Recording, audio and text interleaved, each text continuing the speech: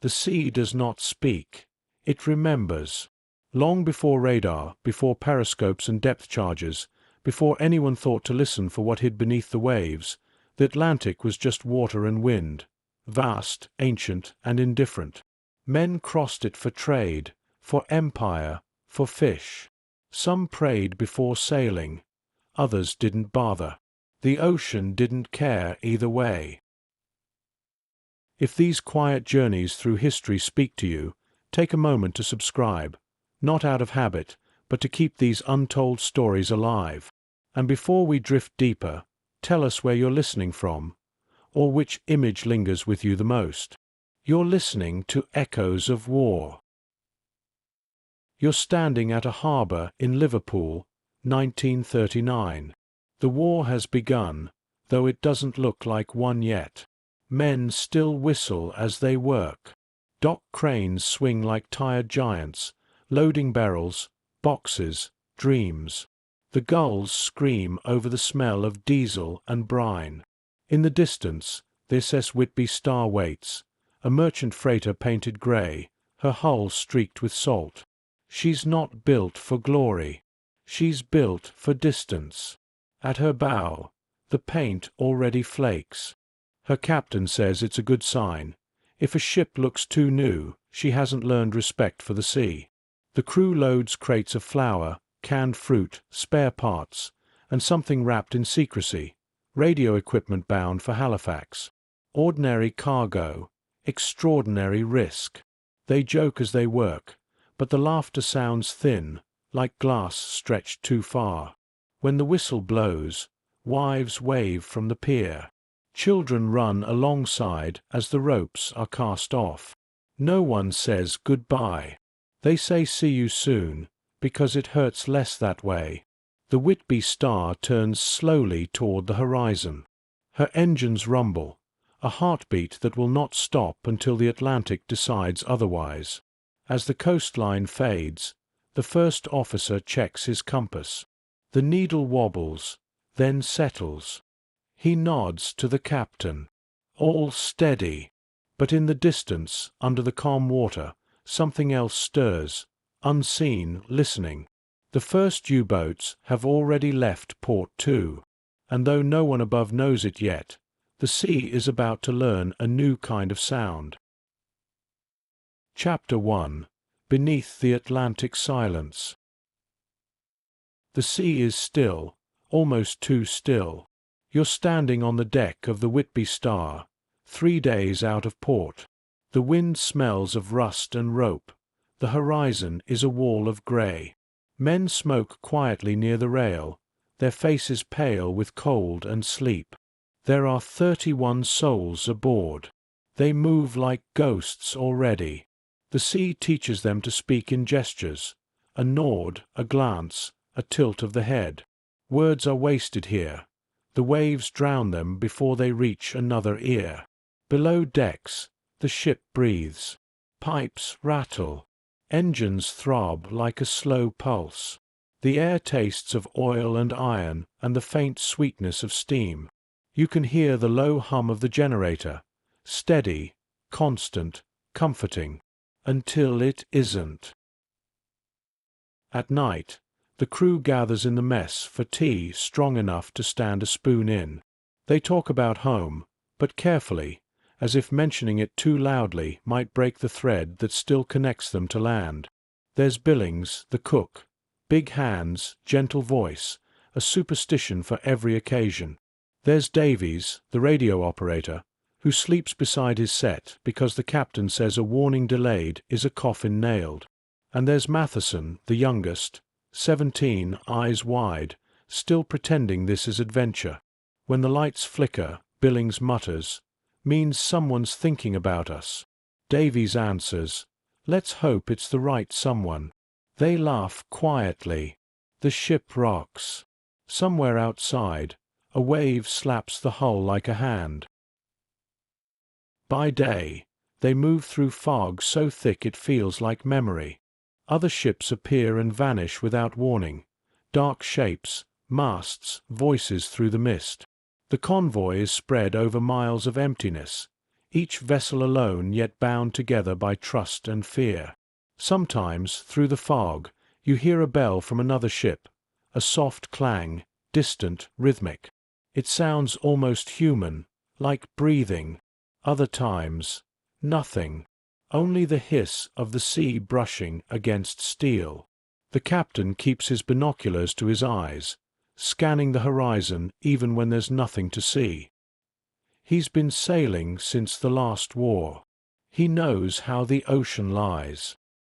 He says quietly, when the water's too calm, that's when it's listening.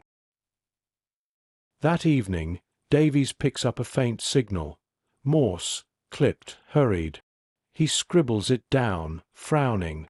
The letters come in broken bursts. Sus, engine failure, position unknown. Then static. The sound cuts through the mess like a knife. Could be real, someone says. Could be bait, says another.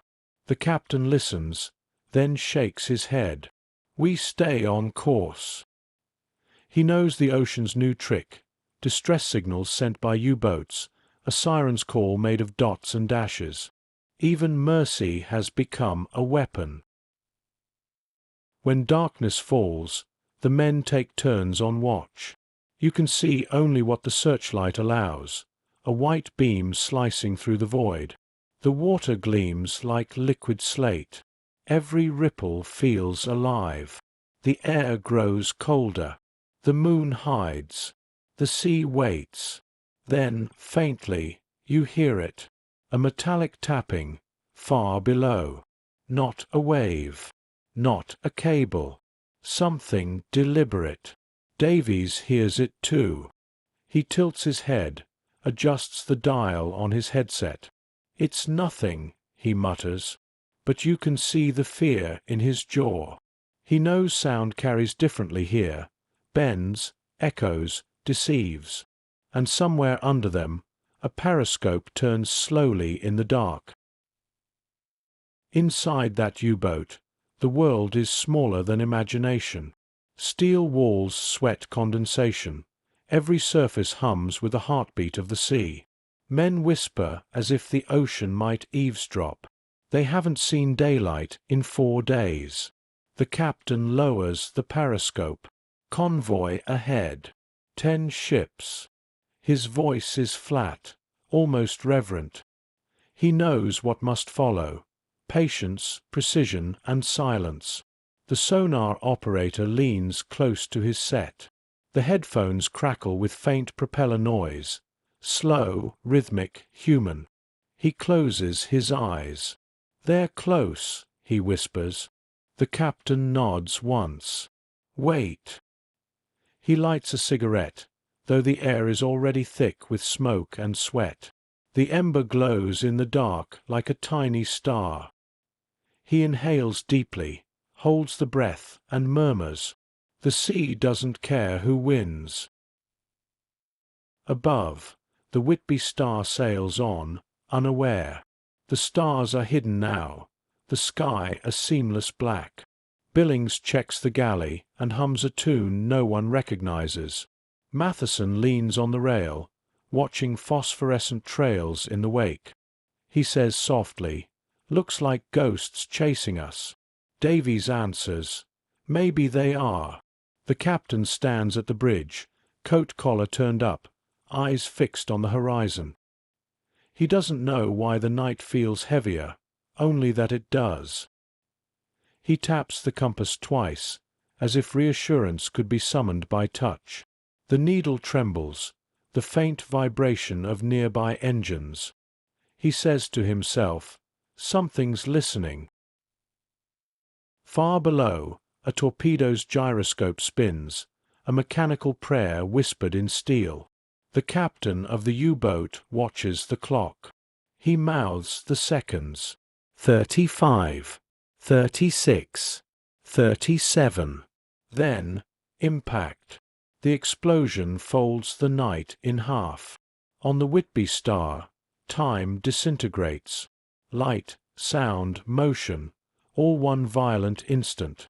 The deck heaves, the galley erupts in sparks, Matheson vanishes into smoke. Water rushes in through the hull with the roar of judgment.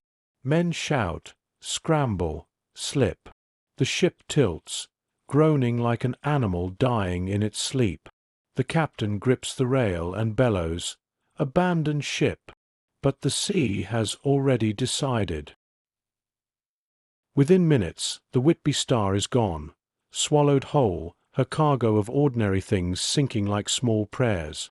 Above, lifeboats scatter through the debris. Billings clings to a floating crate. Davies holds the radio until it shorts in his hands. The captain drifts in the cold, staring up at the stars that have returned, indifferent as ever. He whispers, "All steady." The sea closes over him, gentle, almost kind. By dawn, the ocean looks new again. No wreckage, no oil slick, no proof. Only grey water stretching to forever. The other ships sail on, because that's what they must do. And somewhere in the depths below, the U-boat moves silently away, leaving nothing behind but echoes.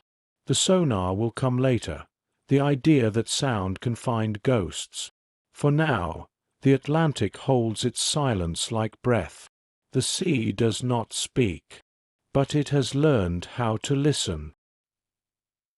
Chapter 2. The Wolf Packs. They called them Rudel, packs, as if the ocean were a forest and ships were deer that dared to drink. But forests have edges. The Atlantic does not. You're standing in the red-lit throat of a German Type 7, the air thick with metal and breath. Condensation threads along pipes and drips in a slow, relentless metronome. Men move sideways, shoulders brushing steel. Every motion is a bargain with space. The boat hums at periscope depth, 70 meters down, where the light is memory and the pressure is law. The captain leans over a chart scarred with pencil wounds. His crew has given him a nickname he pretends not to hear. De Zuhora, the listener, a man who trusts ears over eyes. He taps a knuckle twice on the table. The navigator answers with bearings. The radio man waits for Berlin. Orders arrive as rhythm before meaning.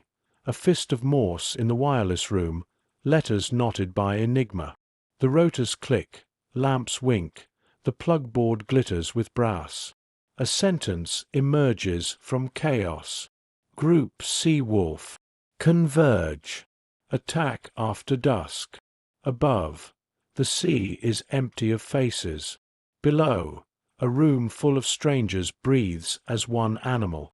Someone passes a mug of black coffee, the flavor of rust. Someone else pats a torpedo casing like a horse about to run.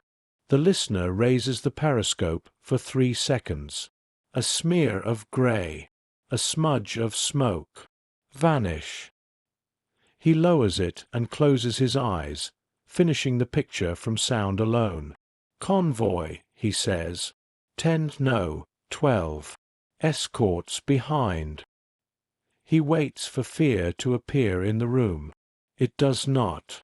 They've been hungry too long for fear to be anything but seasoning. Shift to the surface.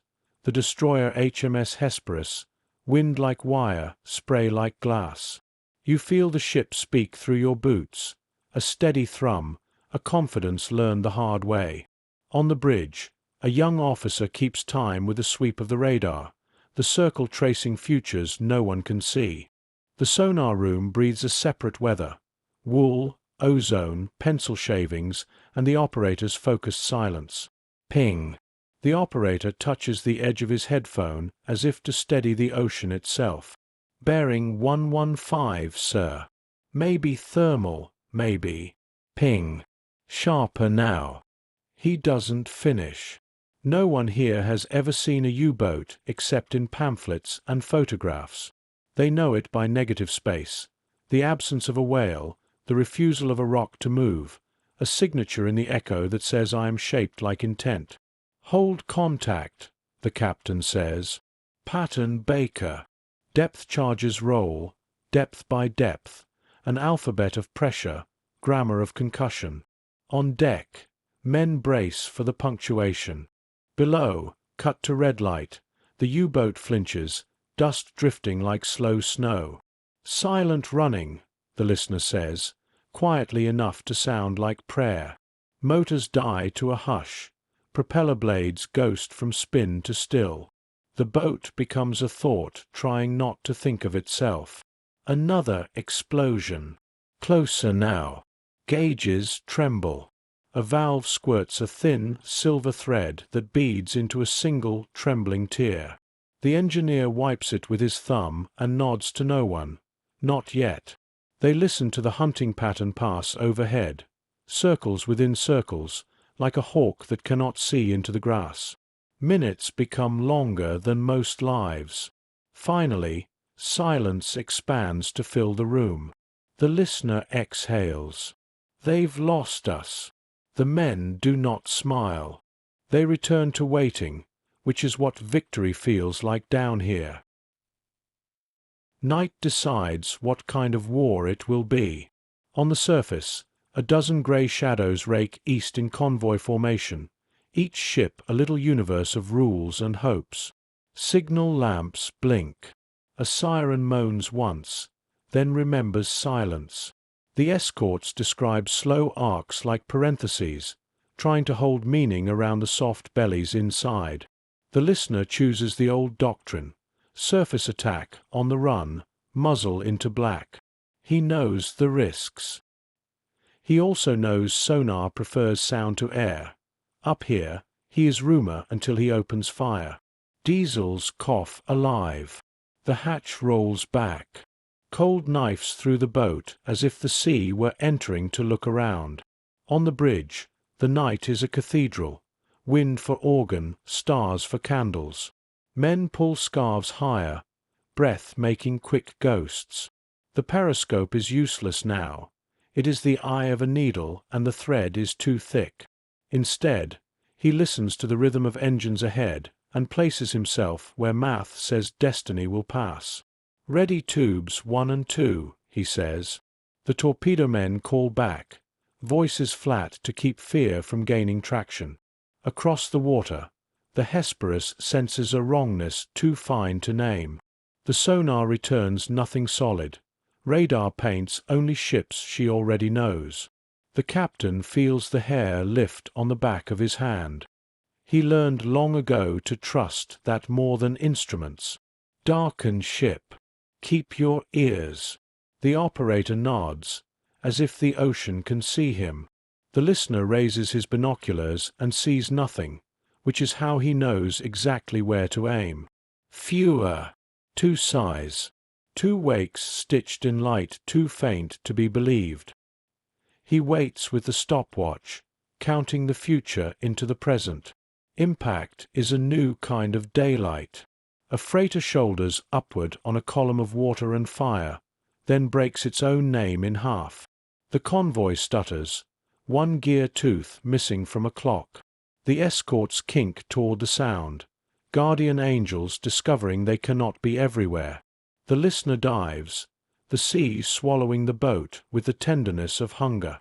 Below, heat gives way to pressure. Adrenaline decays into mathematics. Hard starboard, 15 down, trim for 120. He does not look at the men. They do not look at him. No one forgives the sea by making eye contact.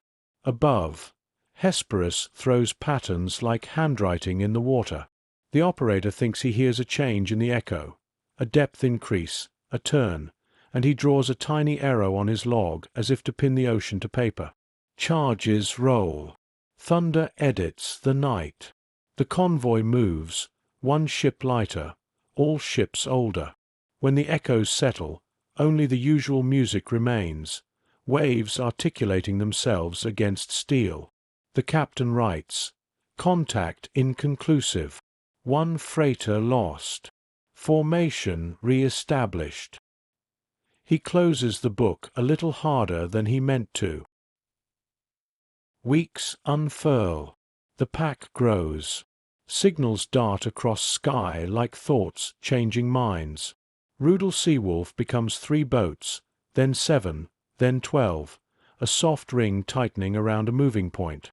They do not see each other except in the way the radio feels heavier when more of them breathe at once. Inside the U-boat, time makes different kinds of men.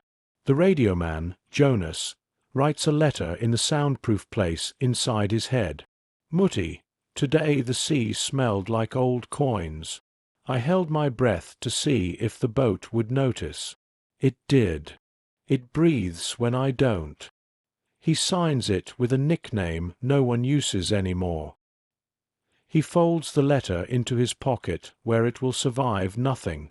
The engineer names each knock and creak, the way a mother knows her children by footfall. He keeps a private pantheon of good noises and bad. A new sound appears, a faint, mosquito whine he cannot place. He prays it is not a bearing learning to confess. The bosun teaches the youngest to sleep through alarms by humming Lily Marlene under his breath. It almost works until the next explosion rearranges the air. The listener dreams in bearings and wakes in the same. He has begun to feel the convoy through the hull as if the sea were a drum and he a palm-reading skin. Contrast. Mess deck on Hesperus. Tea the color of decisions. Biscuits that remember heat only as legend. A photo pinned near the kettle. A football team in peacetime. Knees muddy. Laughter archival. The sonar operator, Reed, rubs the heel of his hand against his ear until the phantom ping subsides. At night he hears it in his pillow, in his breath, in the spaces between words. He tells no one. The sea already knows. The captain carries 2 notebooks, one for times and courses, one for sentences he cannot put anywhere else. When we win, the ocean will not remember our names, only our weight. He shuts it quickly when footsteps approach, like closing a door on a room in a house that no longer exists. The pack strikes again on a night without horizon. This time they come in waves, one to scatter, one to kill, one to clean the map. Signals crackle. Short, spare, spare, short. The listener times his dive between escort sweeps, sliding under the grammar of their hunt. Tubes 1 through 4 flood. Compressed air breathes out like a man finding his courage. Fewer, fewer. Stopwatch again, waiting again, mathematics again, unkind and true. 2 ships go down, one quickly as if relieved, one slowly, insisting on being watched. The escorts force the pack deep, but the pack is less a shape than a rumor now. Exhausted destroyers chase the wrong oil slick while the right periscope writes an invisible sentence across the next mile. Dawn pulls dimension back onto the world. On Hesperus, Reed marks the water where the last voice vanished. He does not remember if he spoke aloud when he said sorry. Below, the U-boat drifts at 180 meters while bolts remember how to pray. The listener lights a cigarette to make a small sun he can control. He inhales and wonders whether the men above hate him as a person or only as a function. He decides function. It hurts less that way. Berlin breathes through wire. BDU sends celebration mapped as tonnage. Congratulations arrive like medals delivered by weather. They do not smell like anything. The listener files his report in the grammar of victory. He does not include the part where he closed his eyes during the second ship's long goodbye. He does not include Jonas's letter in his pocket. He signs with a name he sometimes recognizes and sleeps without dreaming. Across the sea, in a room held together by tea and certainty, another kind of listening sharpens. Bletchley hears the same sky and finds rhythm inside noise. A clerk draws lines on a map and notices that storms do not scatter wolf packs anymore. They sharpen them. A mathematician circles a column of letters and murmurs. They move in threes. Their silence has intervals. A runner carries a slip to the Admiralty. Somewhere far away, a convoy changes course by 12 miles and lives. No one at sea knows who saved them. No one in the house will ever say they did. One last night before the tide begins to think about turning. The pack is wide, the convoy tired. The listener surfaces to air his batteries and finds the sky already listening back, a low engine inland of cloud. A dull light sweeps the sea like a fingertip searching for a scar. He orders a crash dive.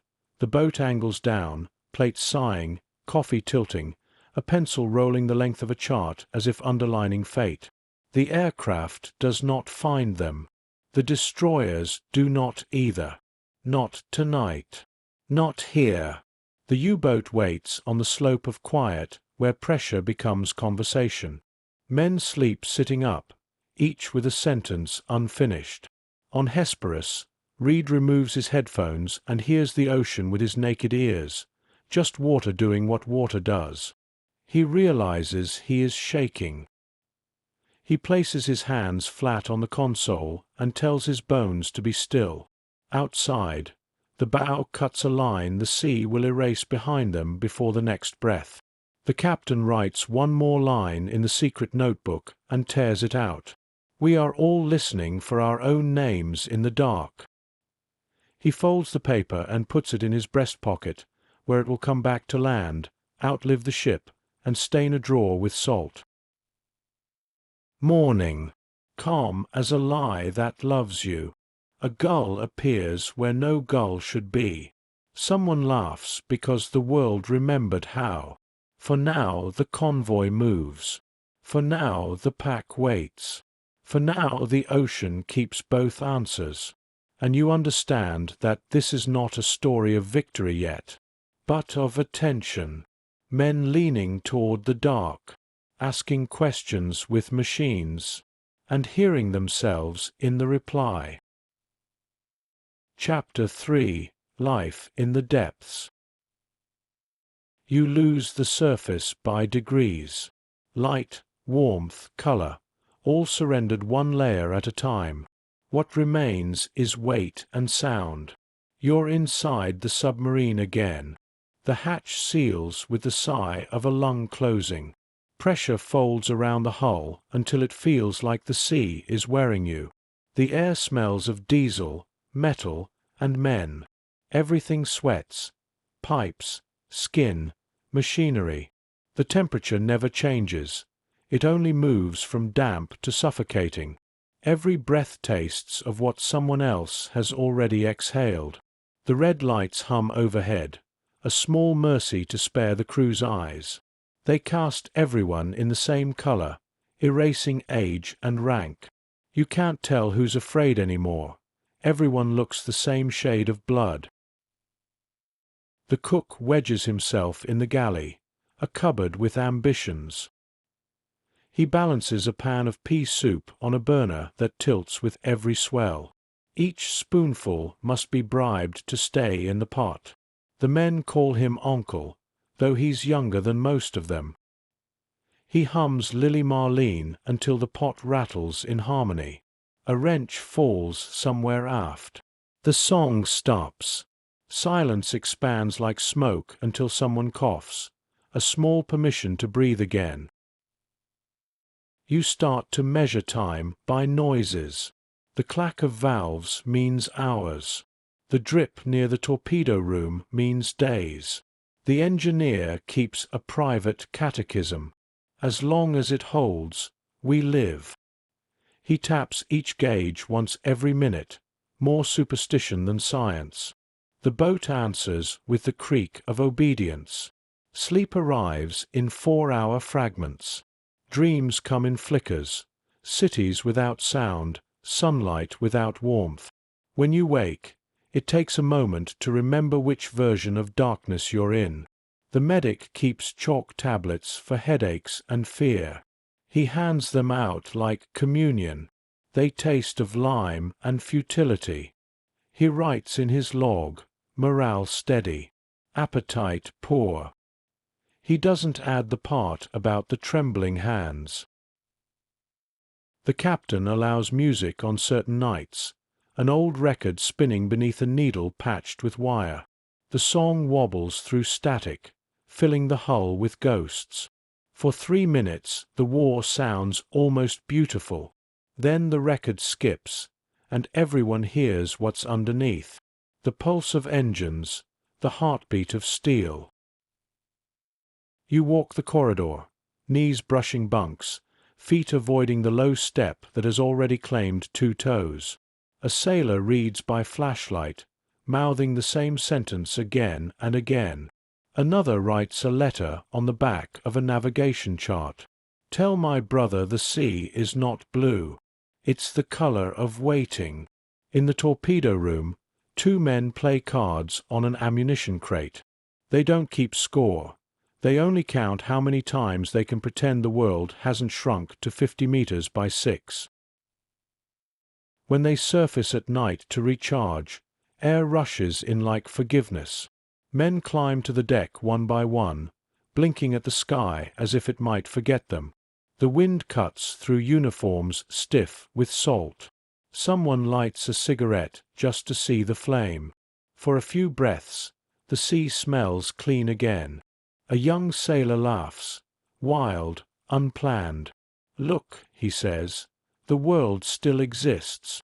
The captain allows himself half a smile before ordering, below. The laughter ends where the hatch closes. Back under pressure, the radio operator adjusts his dials. The sea speaks in static, 1,000 whispers stacked on top of each other. Most mean nothing. Some mean death. He catches a British weather report by accident. Winds moderate, visibility poor. He writes it down like poetry. Then the coded message arrives. Increase patrol depth. Avoid air cover north of Ireland. He copies it, encrypts it again, recites it aloud. To anyone listening, it's nonsense. To him, it's proof that someone still knows he's alive. Morale frays quietly. Coffee runs out. Tempers arrive. A missing chocolate bar becomes philosophy. The captain intervenes without raising his voice. He's learned that authority in darkness is just gravity. Steady, unseen, undeniable. He keeps a small notebook. In it he records nothing of strategy, only sensations. Dreamed of open windows.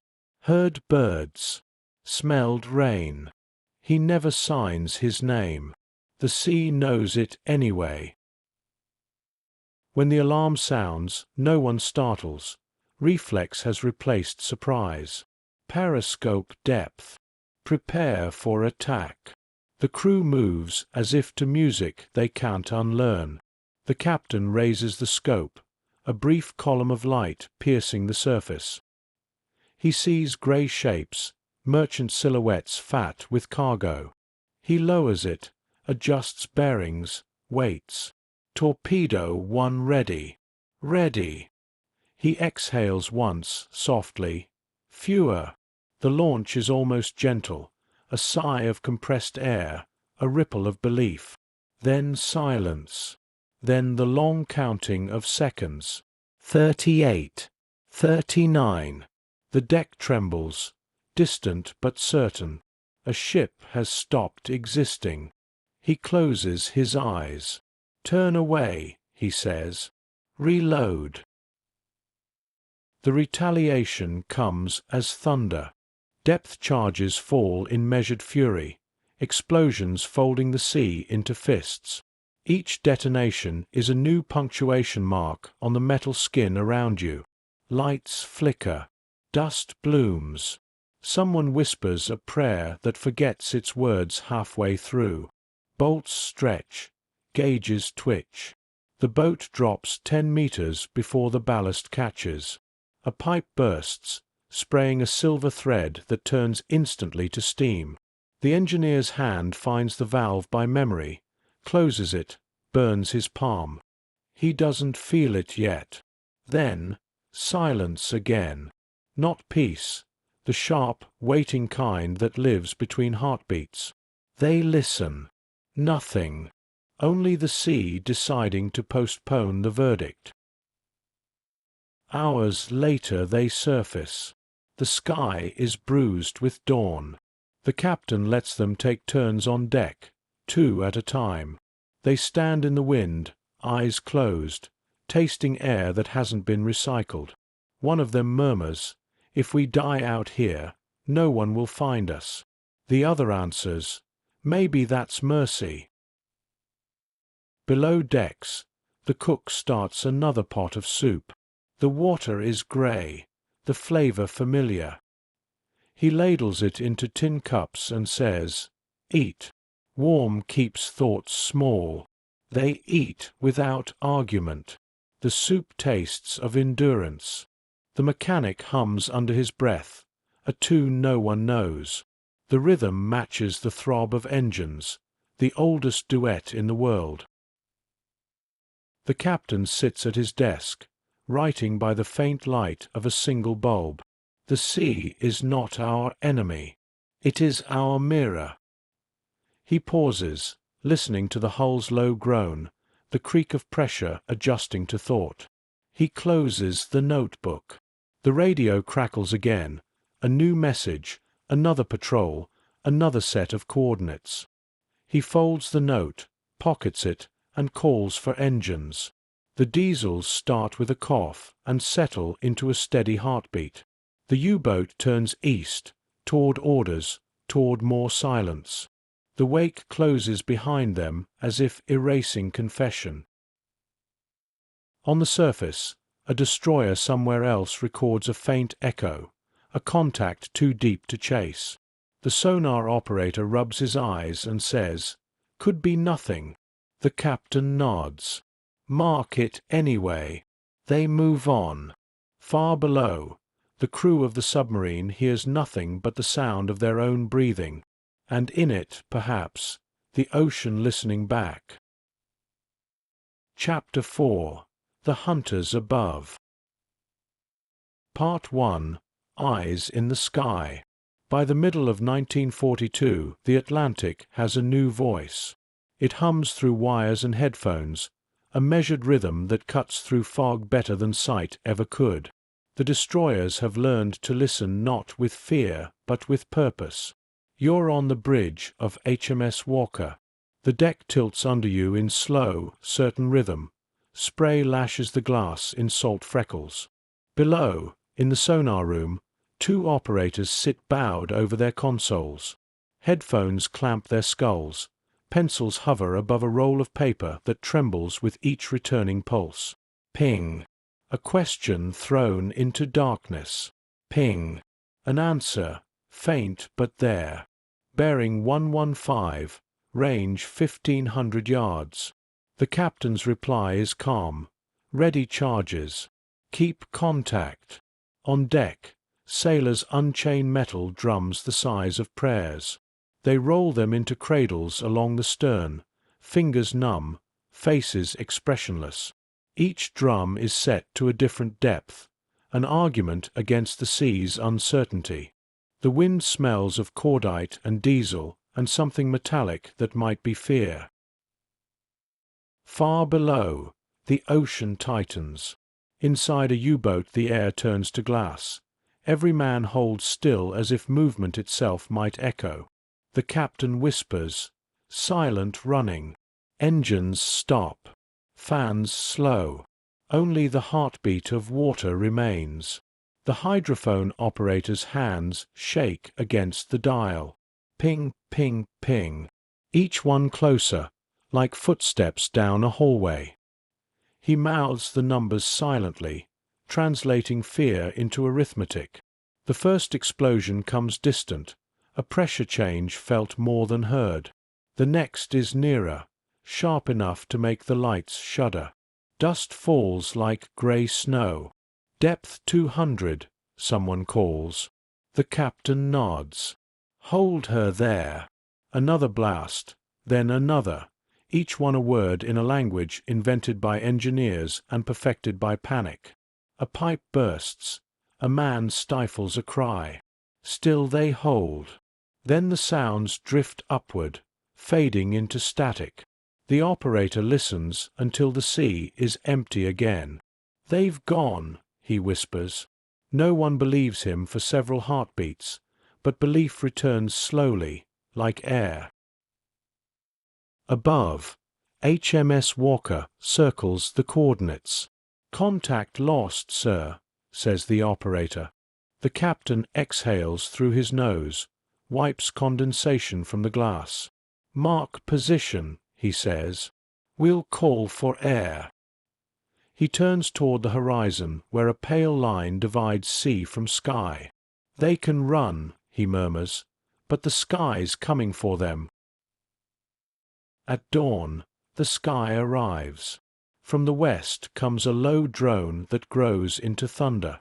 Swordfish biplanes, slow and stubborn, skim just above the waves. Their wings glitter with spray. Sunlight flares from the barrels of the depth charge racks slung beneath them. The destroyer's crew stop to watch, hands shading eyes. One sailor grins. "Look at that. Angels with engines." No one laughs, but for the first time in months, someone smiles without guilt. The planes drop their charges in lazy arcs. For a second they hang against the grey, small and harmless.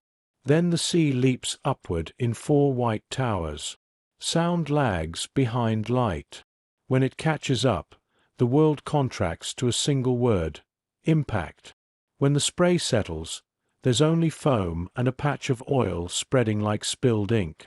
The pilot banks once, salutes through the cockpit glass, and vanishes back into cloud. The destroyer rocks gently in the aftershock, the men blinking salt from their eyes. The captain closes his log. "Contact destroyed," he says quietly, as though apologizing. Part 2. The Long Chase. The sky never sleeps anymore. Even the clouds have engines. You're standing on the deck of a corvette somewhere south of Greenland. The wind is a knife. Spray freezes the instant it lands. Every few minutes the crew looks up, not out, eyes trained for wings instead of waves. The ocean has grown mirrors in every direction, and the hunters live in the reflections.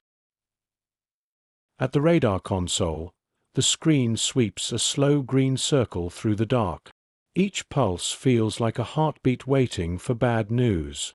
"Echo at 180, the operator says. "Altitude. Low. Might be one of ours." "Might," the captain answers, not looking away from the glass. He knows that the war has become an argument of signals, true, false, or fatal. The blip fades. He exhales. "Resume course." The logbooks fill with sentences that begin the same way and end with different names. Far below, a U-boat rides the thermocline, the layer where warm water meets cold and hides sound. They call it the blindfold. Here the sonar loses faith. Pings bend and wander, fooled by temperature. For now, the ocean protects them. Inside, men move with the precision of exhaustion.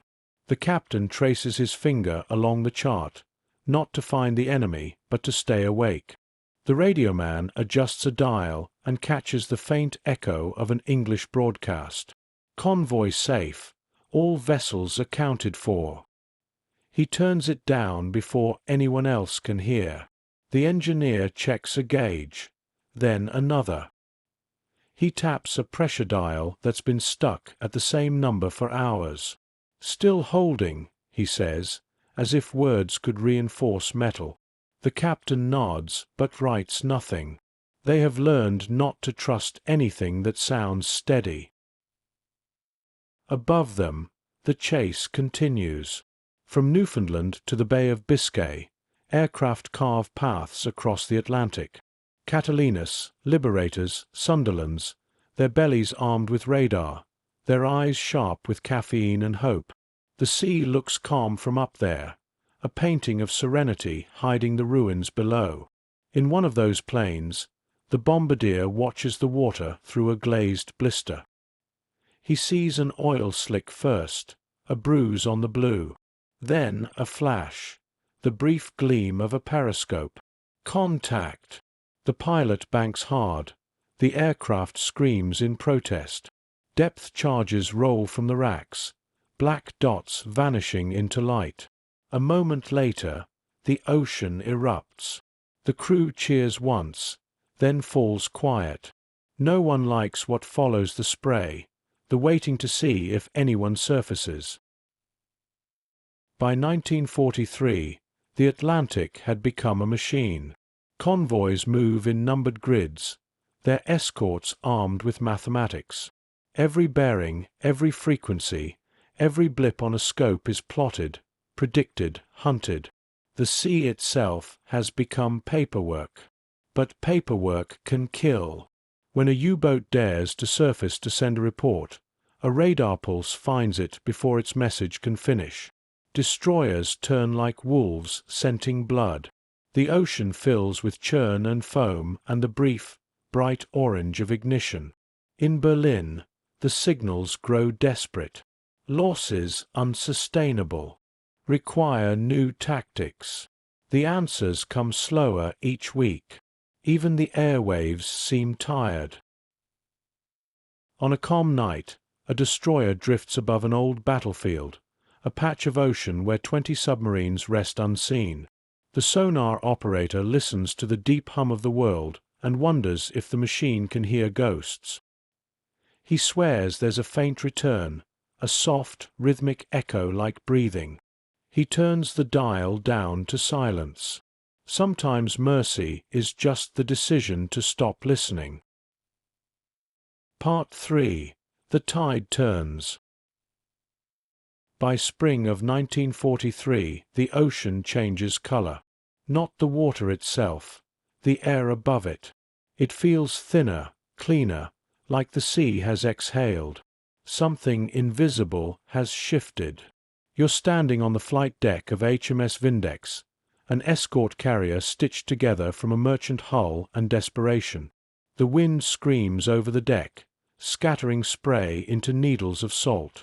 Below, the convoy creeps east, 40 ships in grey rows like gravestones moving toward dawn. Every few minutes, the horizon flashes with the mirrored wings of a patrol plane. It's no longer the sea that decides the war, it's the sky. The captain shouts through his megaphone, "Launch one!" A swordfish rattles forward, its engine coughing as if it resents the effort. The deck crew waves it off, watching the fragile biplane lift into mist. 2 more follow. Awkward, defiant, perfect. The sea used to be a secret. Now it's an open book. Radar draws its sentences. Sonar reads them aloud, and aircraft mark the punctuation. For the U-boats, there are no blank pages left. Far below, a submarine creeps beneath the thermocline, battery power fading. They've been hunted for days. The captain's voice is quiet but stripped of patience. "Surface after dark," he says. "We cannot breathe down here forever." The men nod, not in agreement but surrender. The mechanic mutters, "The sea's against us now." No one corrects him. When night finally comes, they rise. The hatch opens. Air rushes in like a ghost returning to its body. The stars are bright, too bright. They have barely begun to charge batteries when a sound reaches them. A distant buzz, rising fast. The captain looks up, heart already sinking. He sees a black shape against the stars, moving like thought. Dive! Schnell! The hatch slams. Diesels roar. The sea folds over them again. A second later the bombs fall. The submarine rolls, lights flicker, glass shatters. Men brace themselves against impossible angles. In the chaos, someone shouts, "We are not supposed to die in daylight." But they are. The ocean makes no such promise. At dawn, the destroyers find the oil slick, a rainbow bruise on the morning sea. A few planks, a cap, nothing else. They mark the spot and move on. The captain notes it in his log. U-boat destroyed, 0520 hours. Weather fine. He adds nothing more. Victory has become mechanical. That afternoon, the crew eats in silence. The cook serves tea and sardines on toast. No one tastes it. A young sailor says, "Do you ever wonder how many of them there were?" The captain answers, "Enough." He doesn't say the rest. Enough to make the sea heavier forever. In Berlin, Admiral Donitz studies his charts under a dim lamp. Red pins cover the Atlantic like measles. He moves one, then another, then stops. The room smells of tobacco and failure. He closes his eyes. "They were my children," he says softly. No one answers. At sea, the air patrols continue. Liberators sweep wide arcs, their engines steady as clocks. The radar screens fill with small ghosts, clouds, waves, fish. Sometimes they drop flares just to remind the ocean who's awake. One pilot writes in his logbook, "Saw no enemy. Sea calm. Strange loneliness at altitude." He doesn't know it yet, but the hunt is almost over. The silence that follows will be louder than any bomb. That night, on HMS Vindex, the captain walks the deck alone. The stars shimmer like wreckage turned to light. He thinks of all the ships that never returned, all the names erased by the same water that now looks so peaceful. He removes his cap, holds it against his chest, and whispers, "We have won nothing that was not already the sea's." The wind takes his words and carries them out into darkness. The waves listen, as they always have. Chapter 5: Sound and Silence. Part 1: The Language of Echoes. By 1943, the Atlantic no longer hides its voice. Every ship can hear it now, a pulse beneath the waves, a pattern that feels almost alive. The war has become a symphony of pings. You're in the sonar room of HMS Snowflake, a space the color of old copper and sweat. Red bulbs hum overhead. Condensation beads on the bulkheads and slides down like slow rain. The operator, a boy barely 20, sits with headphones clamped so tight they leave bruises. In front of him, a green screen sweeps in circles, each rotation another chance to find meaning in the noise. Ping. The signal leaves the ship, a question flung into miles of darkness. A second later it returns, faint, distorted, but real. He leans closer. Between the first sound and the echo lives everything he fears and everything he hopes for. "Bearing 132, he says. "Range. Still closing." The captain nods. "Depth pattern Charlie. Keep her steady." Above their heads, the deck crew roll the charges into place, hands slick with spray. They move with ritual precision. They've done this so often it feels like prayer. When the first drum falls, the entire ship inhales. When it detonates, they exhale together, a collective heartbeat shared with the sea. The echoes fade. Contact lost.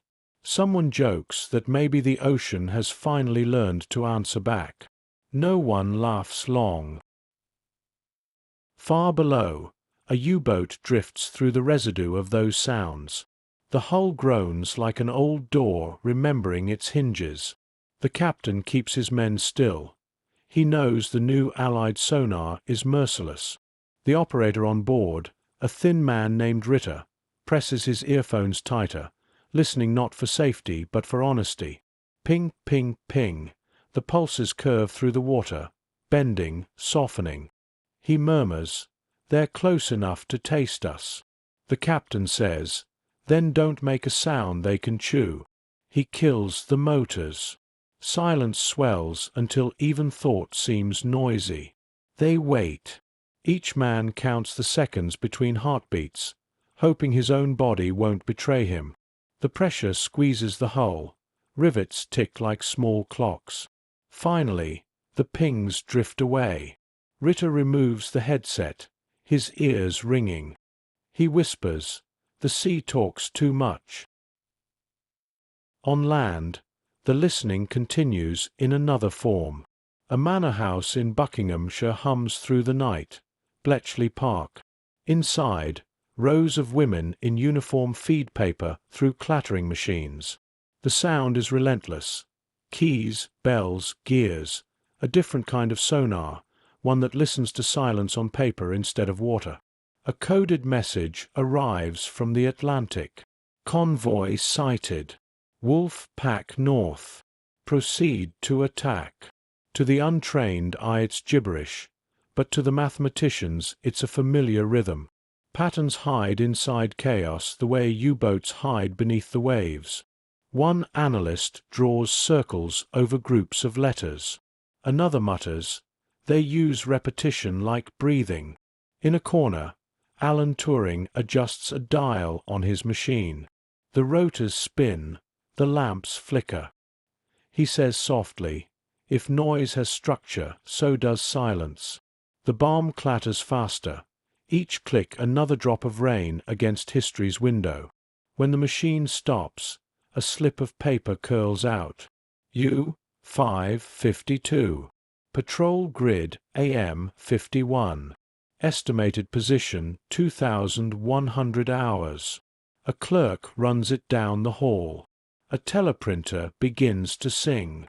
Somewhere at sea, a destroyer will change course because of it. And no one aboard will ever know why. That night, the operator on HMS Snowflake leans back, eyes closed. The headphones buzz with the same low hum he's heard for months. He wonders if the ocean misses the silence it once had. Then he smiles, barely. Maybe, he thinks, we've just taught it a new language. Outside, the sea rolls on, carrying a million unanswered questions beneath a million unbroken waves. Part 2. The Listeners. The war keeps teaching the same lesson. Whoever listens longest survives. You're still in the sonar room of HMS Snowflake. The watch has stretched past midnight. Coffee trembles in a tin mug that no one drinks from. The operator, Reed, rubs the bone behind his ear until it burns. The headset has fused with his skull. The sea outside hums in monotone, always the same note, always a different meaning. Ping. Return. Nothing. Ping. Return. Something. He marks the paper, another small scar in the roll that already looks like scripture. Each echo is a syllable of a language that never quite finishes its sentence. Up top, the bridge lives by those half-sentences. The captain stares into fog, so thick it might be solid. "Any change?" "None, sir." "Good. Let's keep it that way."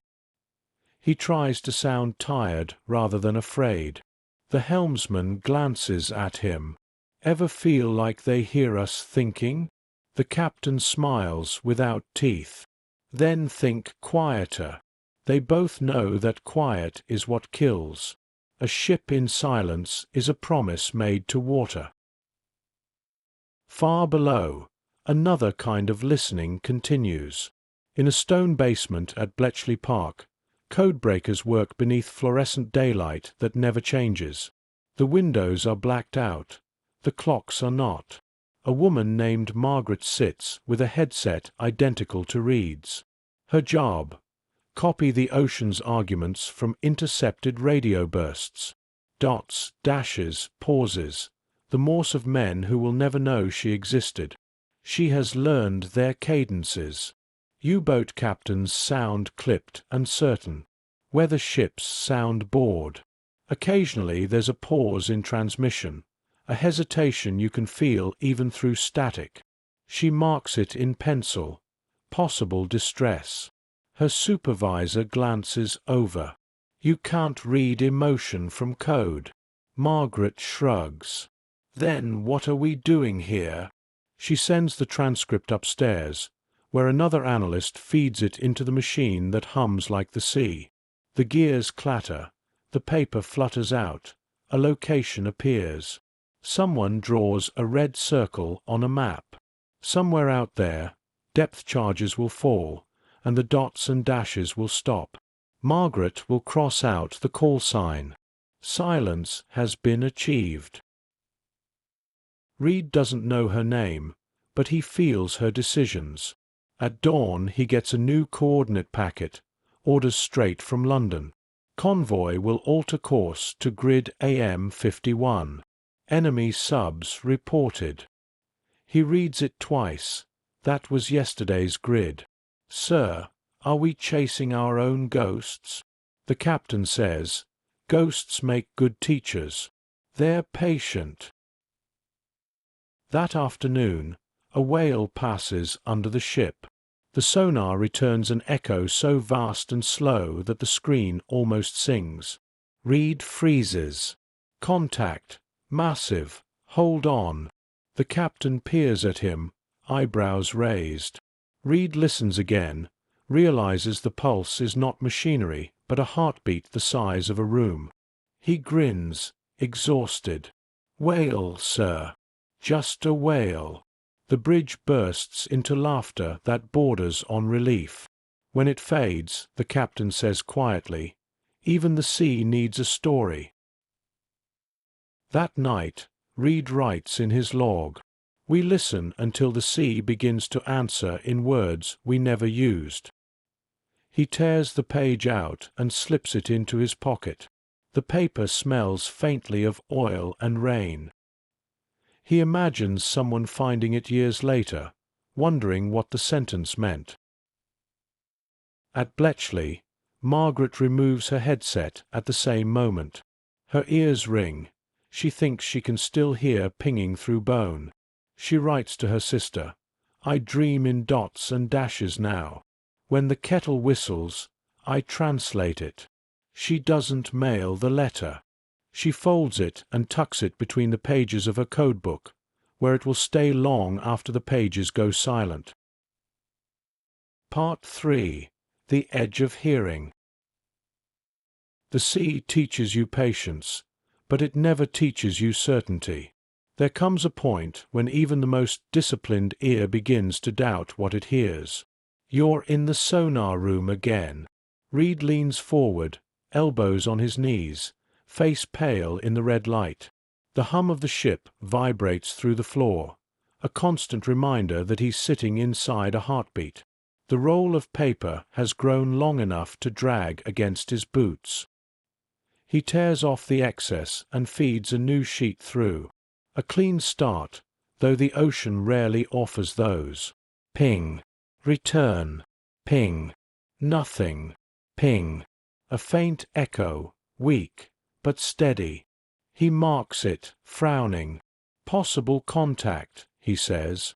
The captain steps closer. Bearing. 157. Depth uncertain. They wait for another pulse. Nothing comes. The screen stays blank except for the slow sweep of the radar's green arm. Reed tightens his headphones, trying to will a sound into existence. But there's only static, soft, persistent, almost human. A whisper he can't translate. He removes the headset, blinking hard. Could have sworn. The captain puts a hand on his shoulder. We all swear to ghosts out here. 2 decks down, the engineer stares at his gauges. They tick and tremble, arguing among themselves. He thinks of Reed and his invisible signals. Maybe the sea's just tired of being looked at, he mutters. He wipes condensation from the glass and writes in his log, "All systems normal." He doesn't believe it, but he's learned to give the ship what it wants to hear. Far below, Ritter on the U-boat has the same problem. He's been listening for 36 hours without rest. The sea sounds crowded, layers of overlapping echoes, each one chasing the tail of another. He knows most are illusions, the way sound bends through temperature and current. Still, he plots them carefully on a scrap of paper until the lines begin to cross. They form a shape he can't name, something too symmetrical to be random. He calls the captain over. "Sir, I think they're surrounding us." The captain studies the lines, expression unreadable. "Or you've started hearing your own pulse." Ritter laughs, but it sounds wrong, too sharp, too dry. He removes his headset, massages his temples. For a moment he thinks he hears singing through the steel, faint, distant, female. He looks up, startled. Nothing but the creak of hull and the hiss of air. He shakes his head, ashamed. The captain doesn't ask. He's heard the same song before. At Bletchley, Margaret begins to make mistakes. The codes arrive blurred. The radio static is thicker these days.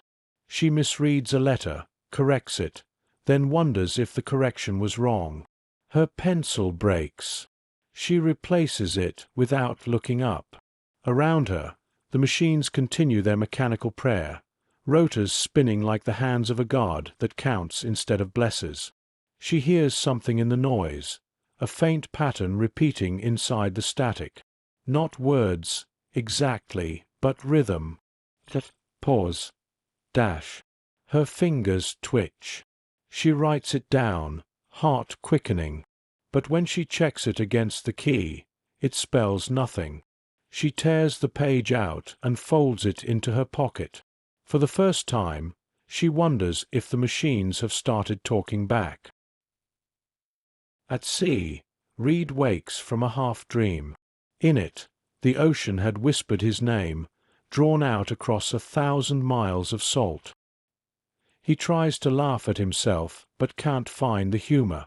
He slides the headset on again. The hum greets him like an old friend. He turns the dial slowly.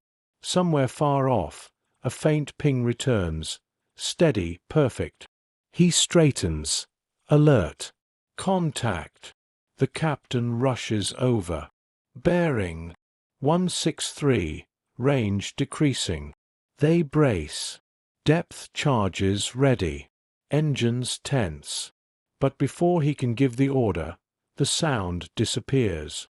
Not fades, vanishes, clean as breath on glass. Reed listens harder. Nothing.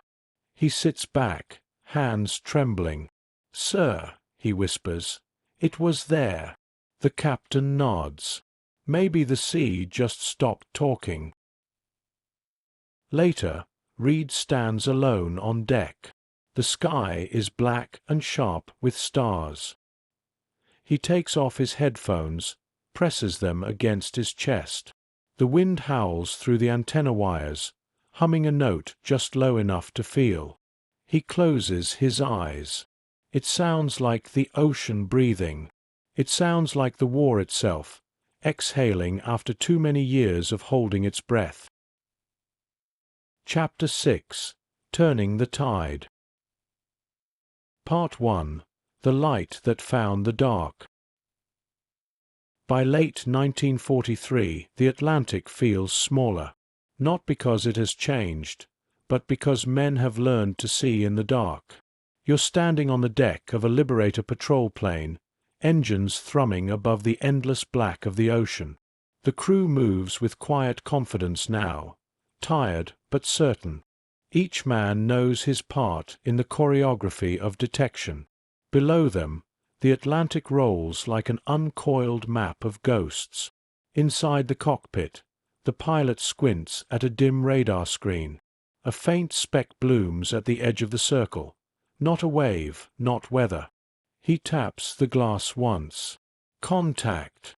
The navigator leans over. Bearing 074. Distance 10 miles. The pilot nods.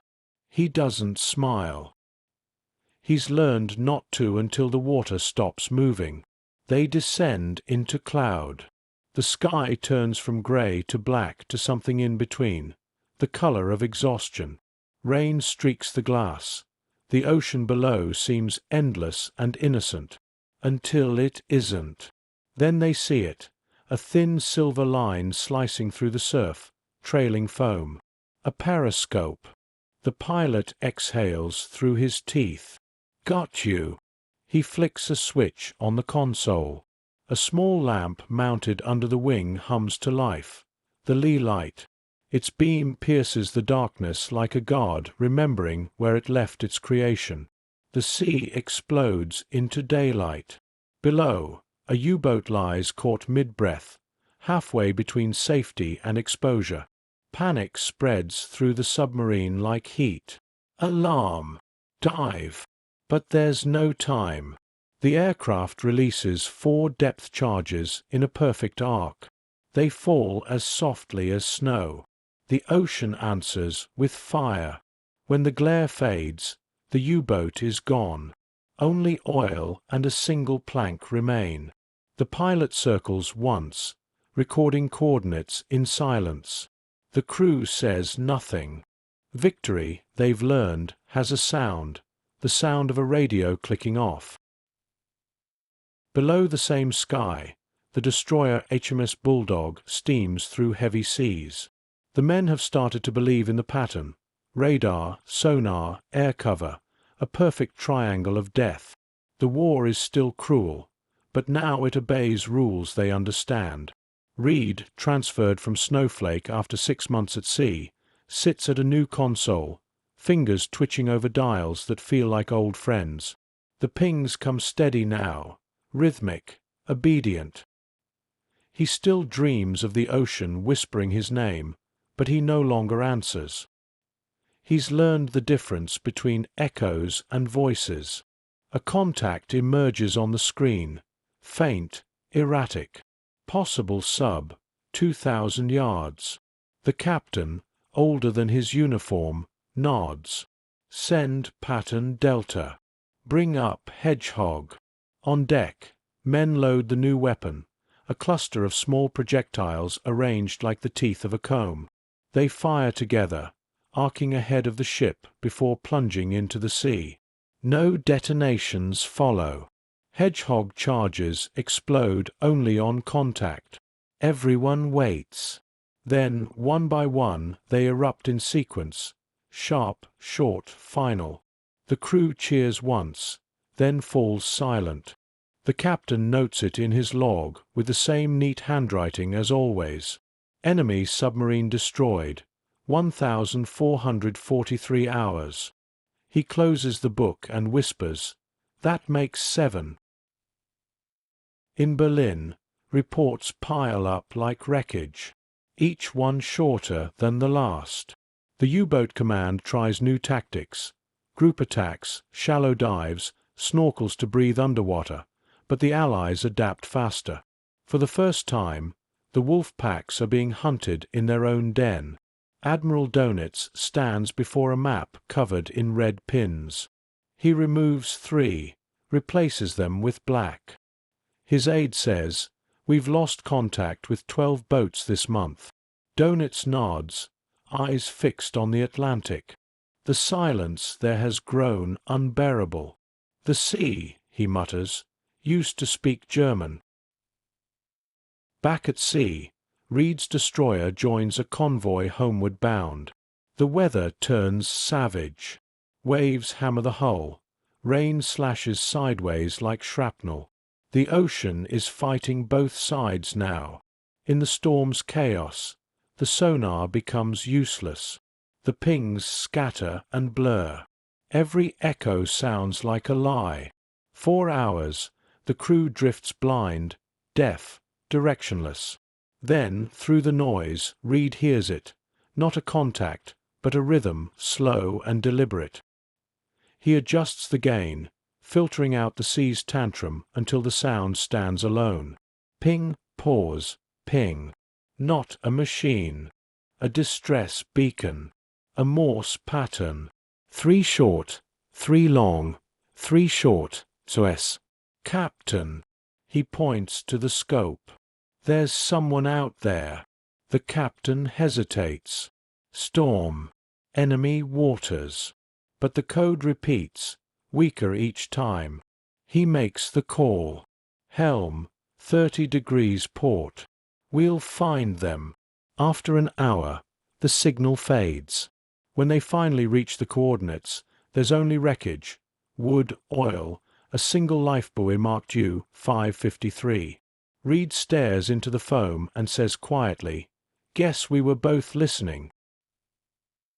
When the storm clears, dawn spreads across the Atlantic in muted gold. The sea is flat again, calm, deceptive. The captain joins Reed on deck. "Funny," he says. "When I was young, I thought silence meant peace." Reed looks at the horizon. Now I think it just means someone's finished talking." They stand together for a while, watching the light crawl across the water. The same light that found the dark. The same light that will one day fade, leaving only echoes in its wake. Part 2. The Turning Ocean. The ocean keeps its promises only in one direction, downward. You're standing on the bridge of HMS Bulldog at dawn. The storm has passed, but the light looks bruised, as if the night forgot to leave. Salt crusts every railing. The deck smells of metal and victory that refuses to celebrate itself. Reed watches the horizon, eyes rimmed red from weeks without real sleep. The sea is calm now, too calm, the kind that feels like memory rehearsing itself. Below, the sonar room is quiet. No pings, no echoes. Just the low hum of the generators and the shuffle of men pretending to work so they don't have to think. The captain joins him, steaming mug in hand. "Strange," he says. "We've won the Atlantic and lost the reason for sailing it." Reed nods, not sure whether that was meant for him or for the sea. Below the same water, a U-boat drifts powerless.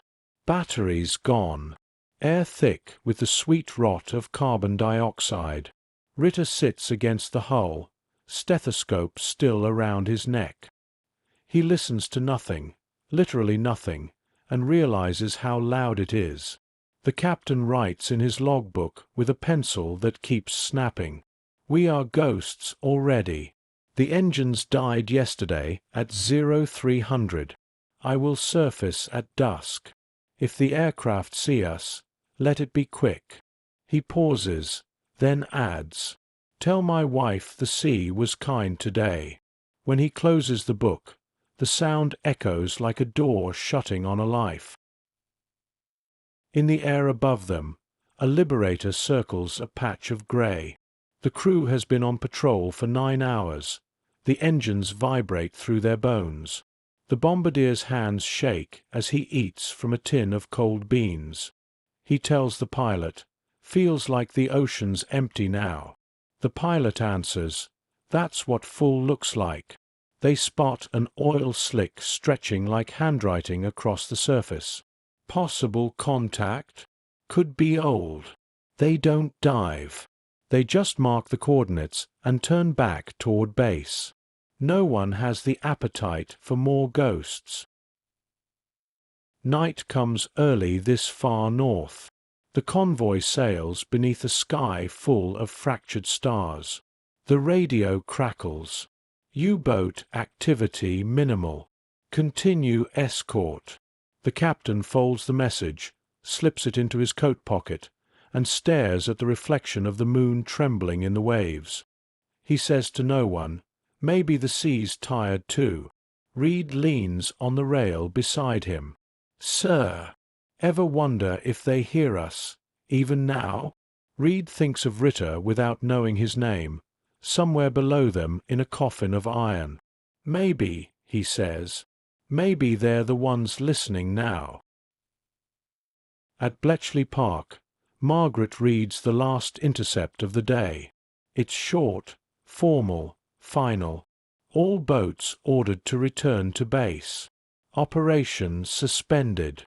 She underlines the date, stares at it until it blurs. The machine behind her keeps turning, rotors clicking out habit, not purpose. She removes the headset, sets it on the table, and rubs her temples. The silence feels heavier than the noise ever did. Outside, rain begins, soft, consistent, forgiving. She watches it smear the window and thinks, the sea has finally come to us. Morning again. HMS Bulldog receives a new signal. U-boat surrender imminent. No cheering, no music. Just the metallic cough of engines as the convoy changes course for home. The crew stare at the water, expecting something. Fireworks, maybe, or forgiveness. The ocean offers neither. Reed removes his headphones for the last time. His ears ring with phantom pings. He closes his notebook and writes one final line. The sea remembers every sound we gave it. He tears the page free and hands it to the captain. For your log, sir. The captain reads it, folds it, nods once. Keep it, he says. It's yours. Reed tucks it back into his pocket. The ship moves on, leaving behind a trail of white wake that will vanish before noon. The horizon opens like a wound slowly learning to scar. Chapter 7. Convoys in the Crosshairs. Part 1. The Frozen Line. Cold changes sound. It thins it, hardens it, makes every noise feel breakable. You're standing on the foredeck of the SS Athol Princess in the Arctic night. The air is so sharp it edits your breath. Ice plates the railings in translucent armor. Ropes glitter stiff as iron. Somewhere out there, beyond the soft glow of the bow lamp, the rest of convoy PQ-17 moves like a slow constellation, pinpricks of light trembling in a sky that has fallen onto the water. The sea is black glass. When it cracks against the hull, it rings like a bell. Men chip ice from the superstructure with wooden mallets, not for beauty but for survival. Too much weight above the waterline, and the ship will roll herself under. The rhythm of the work becomes a kind of hymn. Tap, tap, shatter, breathe. Fingers numb even through wool. Faces wrapped in scarves until every sailor looks like a roomer with eyes. The wind carries a powder of frozen salt. It tastes clean, old, indifferent. In the wheelhouse, the compass quivers as if the needle is shivering too. The captain's gloved hand rests on the rim, not to steady the ship, but to steady himself. A map is pinned beneath glass, corners frosted white.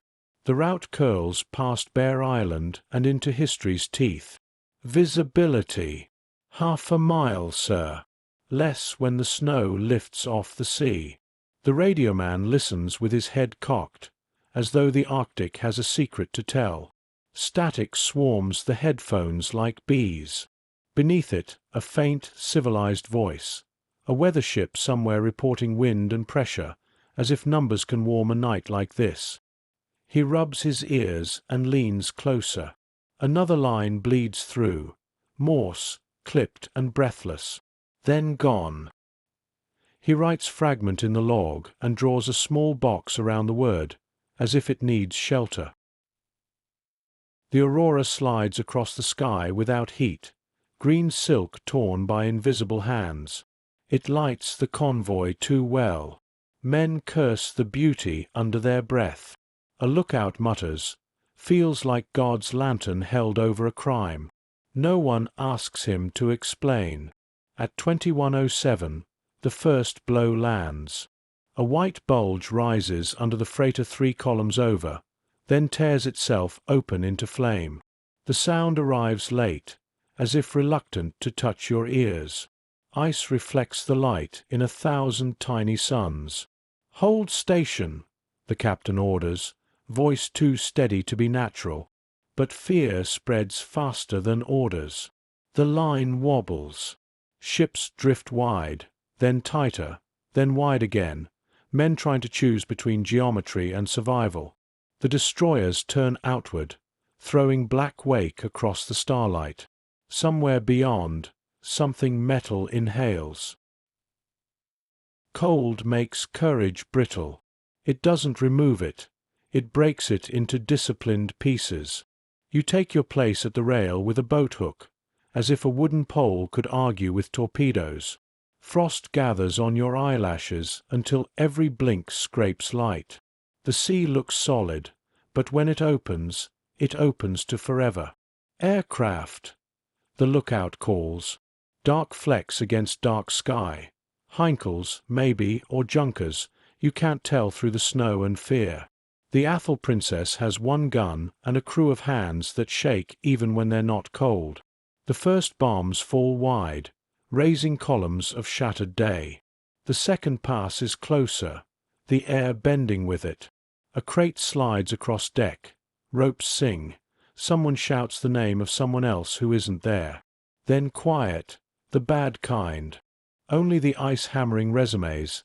Tap, tap, shatter, breathe, as if work can make time obedient again.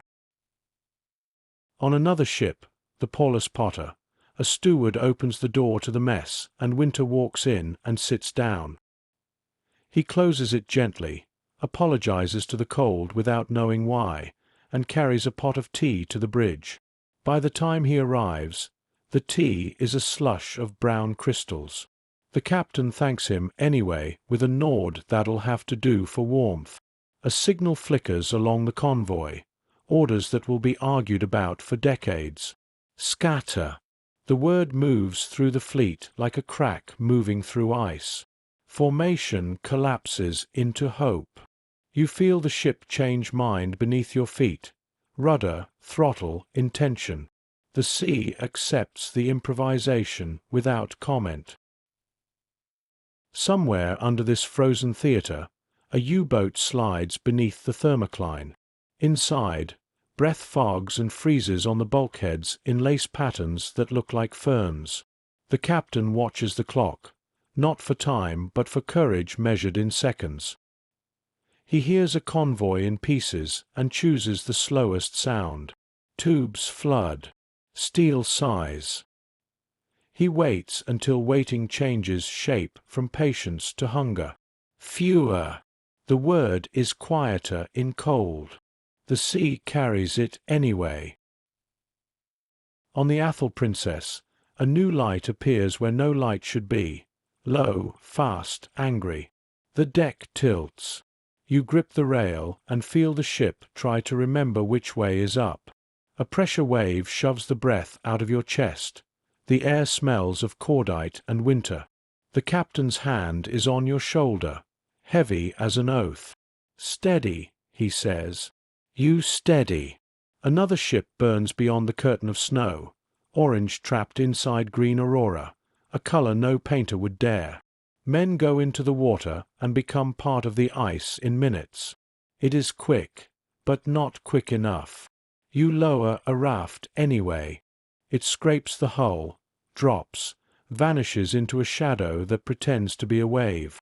Your hands don't hurt until much later. Near midnight, the wind drops as if remembering courtesy. The convoy, what remains of it, moves like tired punctuation across a blank page. The radio offers a weather update in a human voice that sounds surprised to exist. You want to thank it for trying. The captain writes in the log with a pencil that keeps breaking. Ice accreting on rails. Aurora bright. Enemy persistent. Men colder than belief. He underlines nothing, because the night has underlined everything already. You step back outside, and the cold climbs into your lungs with gentle hands. The sea is so clear you can hear distance. You close your eyes and listen. Not for enemies. For proof that the world hasn't ended just past the bow. Far off, faint as a memory that refuses to die, another bell strikes time on another ship. You raise your head toward the sound and breathe it in. Tap, tap, shatter, breathe. Fingers numb even through wool. Faces wrapped in scarves until every sailor looks like a rumor with eyes. The wind carries a powder of frozen salt. It tastes clean, old, indifferent. Part 2. Letters in the Ice. The night has stopped screaming, but it hasn't forgiven.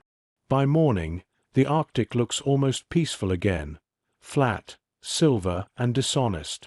The wreckage drifts in small, polite circles, each plank steaming faintly where fire met frost. Somewhere beneath it all, the ocean is already rearranging the evidence. You're standing on what's left of the bridge of the Athol Princess. Smoke leaks through the gaps in the metal like breath through teeth. The radio crackles weakly, half words, half static, still insisting that language means something. Any vessel, bearing north, survivors. The signal fades. You tap the mic as if the sea might answer.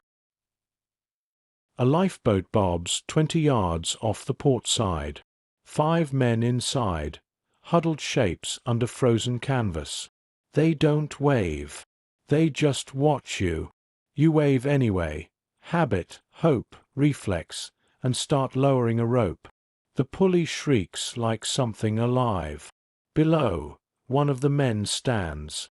His face is white with frost, his beard glittering with ice. He's holding something, a tin box, small, rusted, wrapped in cloth. He presses it against his chest as the waves lift him toward you. When you pull him aboard, he clings to that box like a lung. "Letters," he says through chattering teeth.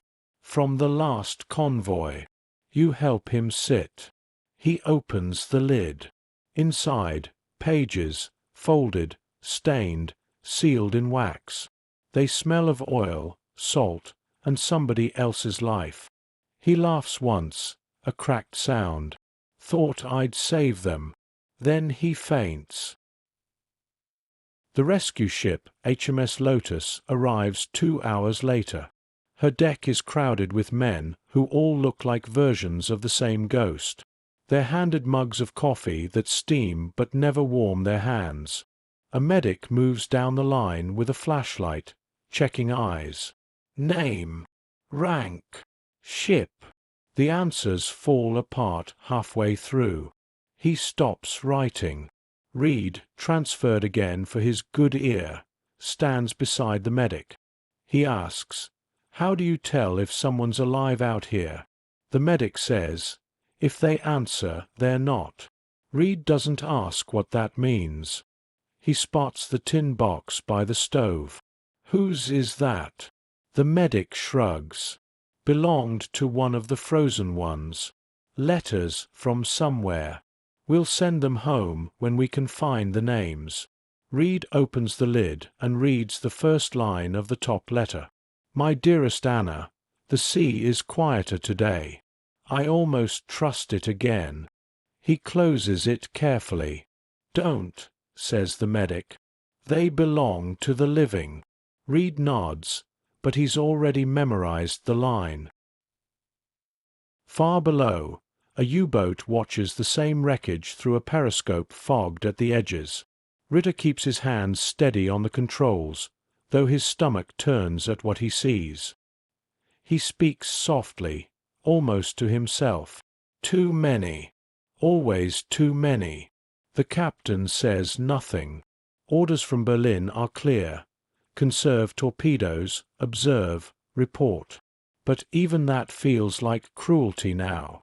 Ritter lowers the scope and sits in the dark. He removes his headset and listens with bare ears. He thinks he can hear voices through the hull, muffled, indistinct.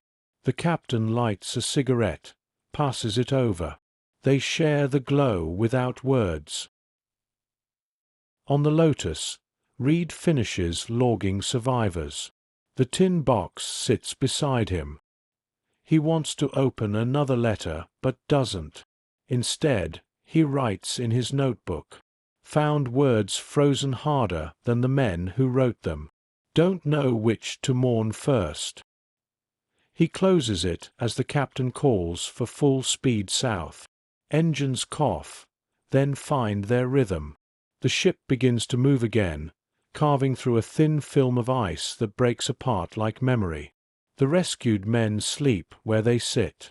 One of them murmurs in his dreams, "Tell Anna. Tell her I kept writing." Reed looks toward the horizon.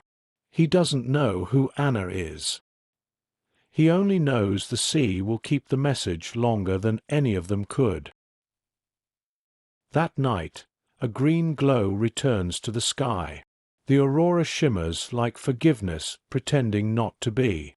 Reed stands alone on deck, hands buried in his coat.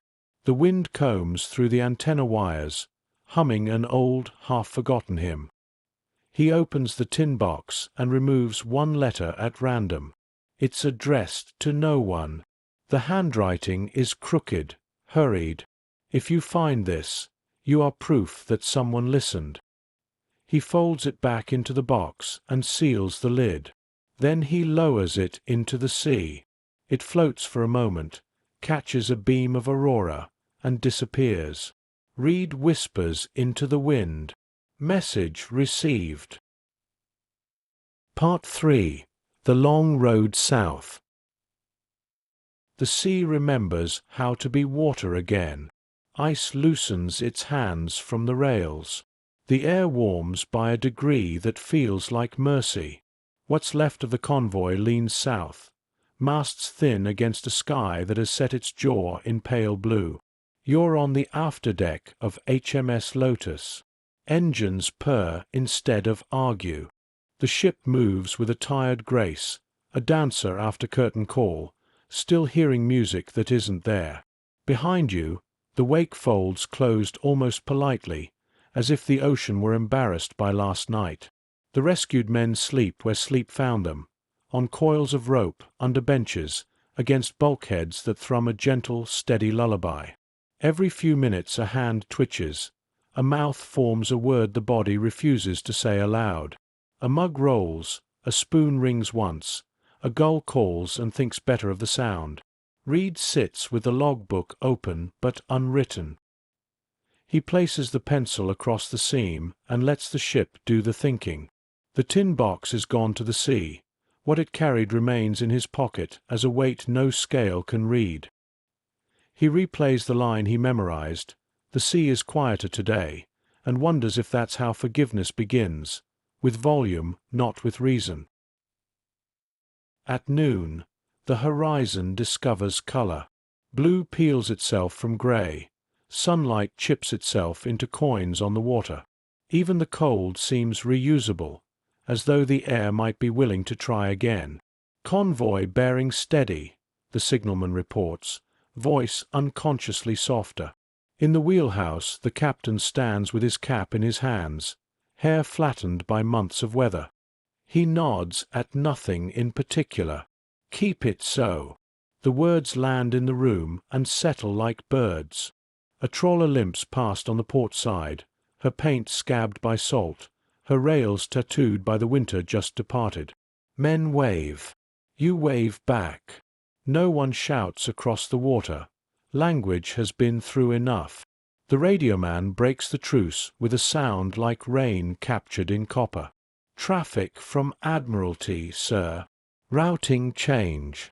Weather improving south of Iceland. The captain glances at the chart, taps a knuckle near a penciled island name that looks colder than it sounds. Helm, 2 points to starboard. Let's choose the Kinder Sea. Far below your keel, a different south exists. A U-boat rides the slope of darkness at 160 meters, bow heavy with the mouth of recent days. Ritter listens to nothing and hears it clearly. He thinks of the letters he can't write, the ones that would begin with weather and end with apology. The captain scratches at the stubble on his jaw and stares at a patch of bulkhead paint that refuses to stay. Above, propeller noise passes, slow, steady, uninterested. He doesn't raise the periscope. Sometimes survival is the art of not looking. Surface at dusk, he says. The order tastes like compromise. The boat answers with a creak that could be agreement or warning. Southward, the ice thins to memory. A storm line smudges the horizon and thinks better of it. Someone finds a harmonica. The first note comes out bent, as if the instrument is unsure of the new weather. On the second breath it finds the key, and the deck learns a tune it didn't know it remembered. One by one, men lift their heads. They don't smile, exactly, but their faces stop bracing for the blow.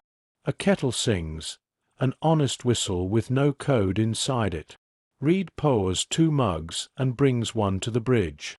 The captain accepts it, blows once, and lowers the cup without drinking. "Do you keep any of it?" he asks. Reed thinks he means the letters. "I tried." "No," the captain says, eyes on the water. "The sea." Reed considers. "It keeps us," he says. "We do the remembering." The captain nods as if a choir just harmonized with something inside his chest. Near evening, a low coast appears, the faintest charcoal line drawn by a patient hand. Men gather at the rail without being told.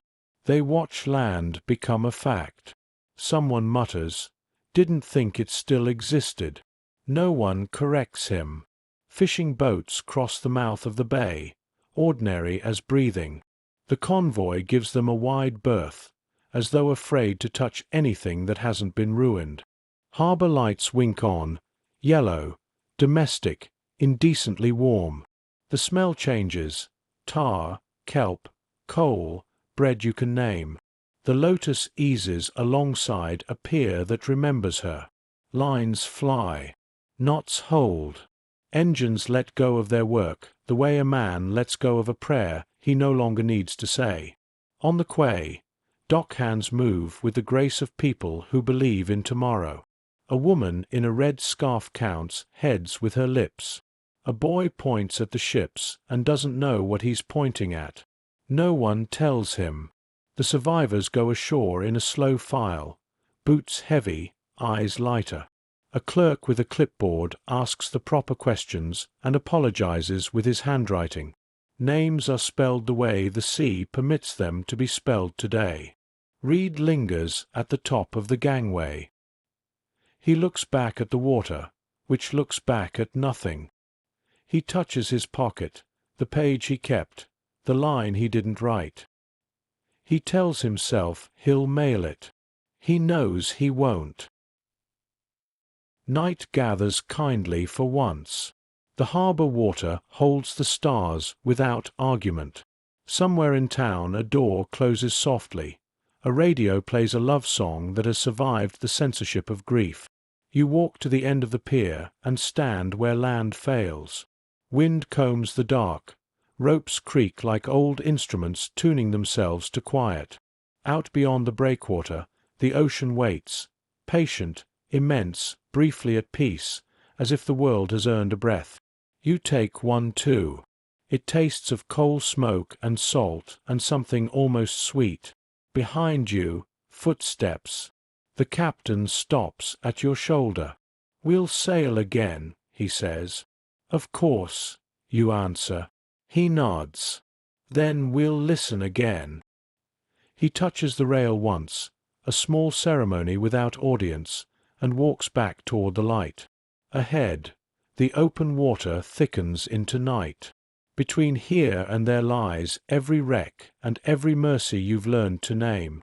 Somewhere under that black, steel and letters and prayers are turning into the same material. You close your eyes and hear the Arctic still ticking faintly inside your bones. Tap, tap, shatter, breathe. And then a softer counterbeat the southern sea has taught you. Hold, loosen, surface, home. The bow points into darkness. The chapter points toward dawn. Chapter 8. The depths take their due. Part 1. The sea beneath names. The war ends the way all wars do, not with silence, but with a change in who listens. You're standing on the deck of a trawler-turned-research vessel, 20 years after the last torpedo fell quiet. The air tastes of diesel and nostalgia. The North Atlantic lies calm, a sheet of grey glass stretching toward nothing. Somewhere below this stillness sleeps an empire of metal, ships folded into the sea like forgotten prayers. The winch rattles, the sonar pings. Not the sharp call of wartime sonar. This one is slower, almost kind. The scientist beside you, younger than the war itself, studies the screen. There, she says, pointing. A bright arc glows green on the monitor, the ghost of a hull, perfectly preserved. She doesn't see what you see. To her, it's a shape. To you, it's a sentence finally reaching its period. She leans closer. Depth 90 meters. We'll send the divers at first light. You nod, but your eyes are already underwater. Down there, time doesn't pass. It condenses. Rust blooms like coral. A wheel still sits locked in a sailor's grip, though the bones that held it are gone. Boots line the floor like punctuation. A cup lies upright on a table, full of silt and peace. The sea keeps everything. It doesn't sort the innocent from the guilty, the allied from the Axis. It only sorts the weight from the light. Whatever sinks stays. Whatever floats lies. At dawn, the divers descend, bright shapes against a blue that darkens fast. Their bubbles rise like reversed rain. Each exhale is a confession that never reaches the surface. They find the wreck tilted on its side, the name half buried in sand. The letters spell you, 552. Ritter's boat. You didn't know him, but you recognize the silence. Inside, the compartments are small as memory and twice as heavy. A typewriter rests where the radio once was, keys still pressed mid-message. A mug sits on a shelf, handle broken, initials scratched into its glaze. R.W. It's strange how grief can bloom for strangers. The divers return with photographs. They print them in the galley, hanging the wet images with clothespins. Faces appear in shades of silver and green, the bones of machines, the ghosts of men. You study one long enough that the lines begin to move, as if the wreck still breathes. Later, the sea turns glassy again. The scientists pack their gear. The ship drifts idle in soft current. One of them asks you, "Why do you still come back?" You answer without looking up. "To make sure it's real." She nods, unsure what you mean. The younger ones never understand that ghosts need witnesses as much as the living do. You step to the rail, eyes on the horizon where color has forgotten itself. In the faint rhythm of the waves you hear something familiar. Ping, ping, pause. The sound of a world still searching for itself. You close your eyes and let it pass through you. The war is over, yes, but the listening never stops. Part 2. Wrecks and Reverence. There are places the ocean treats like museums. Not the kind with signs and velvet ropes. These are quieter, curated by pressure and darkness. You descend with the diverse this time. The water closes around you in slow folds, the cold polite but final. Your breath sounds too loud, the bubbles too alive.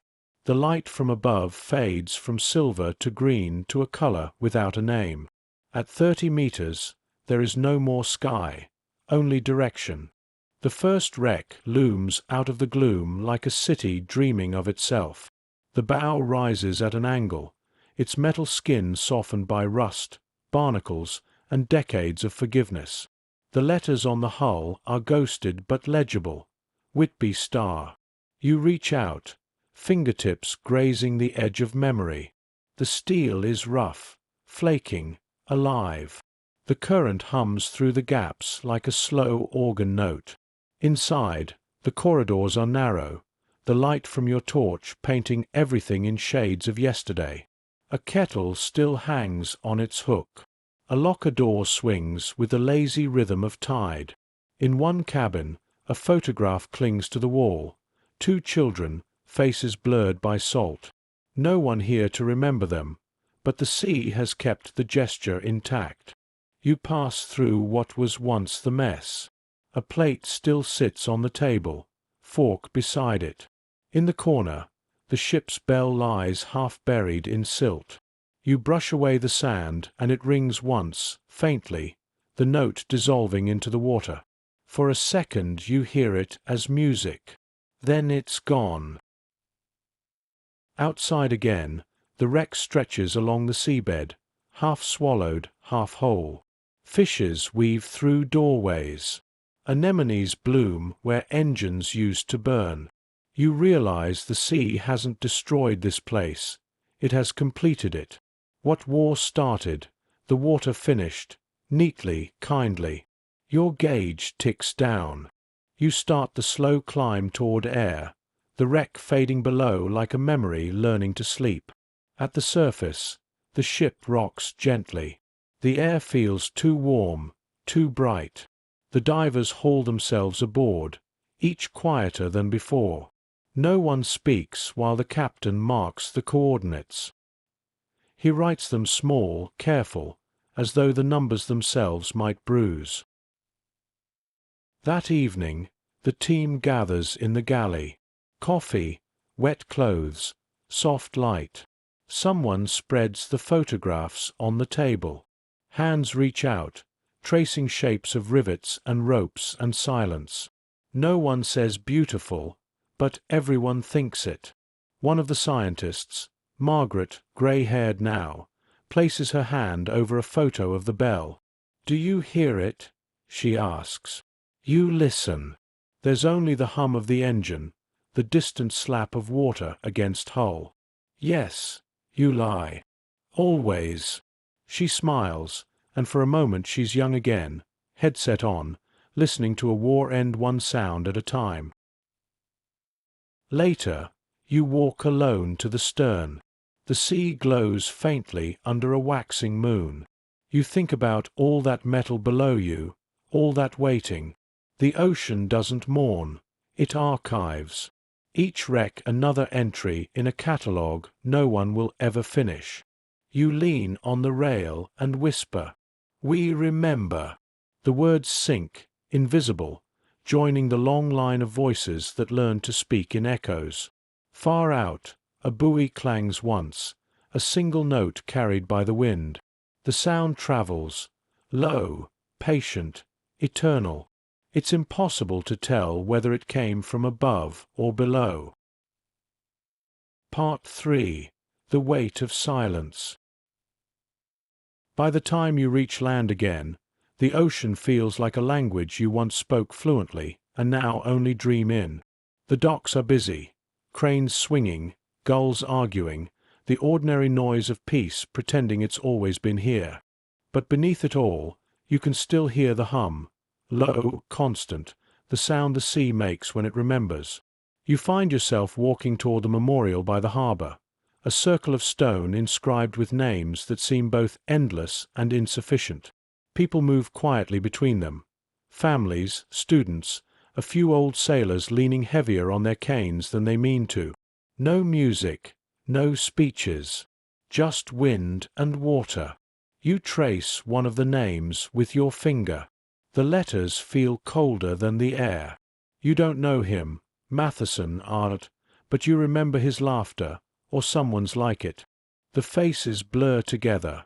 The memory remains exact. A group of school children stop beside the monument. Their teacher explains what a convoy was, what sonar meant, why ships had to move in silence. They listen politely, the way children do when the story is too big to fit inside them. One girl raises her hand. "Did they win?" she asks. The teacher pauses. He looks at the sea before answering. "They arrived," he says. "It's enough." That night, you stay by the water. The tide is low. The rocks glisten under the moon. You can almost see the outlines of the wrecks below, lines of shadow where history chose to sleep. You think of Ritter and Reed, of Margaret and her letters, of the men who heard the ocean differently every day and learned that victory is just another word for breathing. The wind carries a sound across the bay, a buoy, maybe, or something older.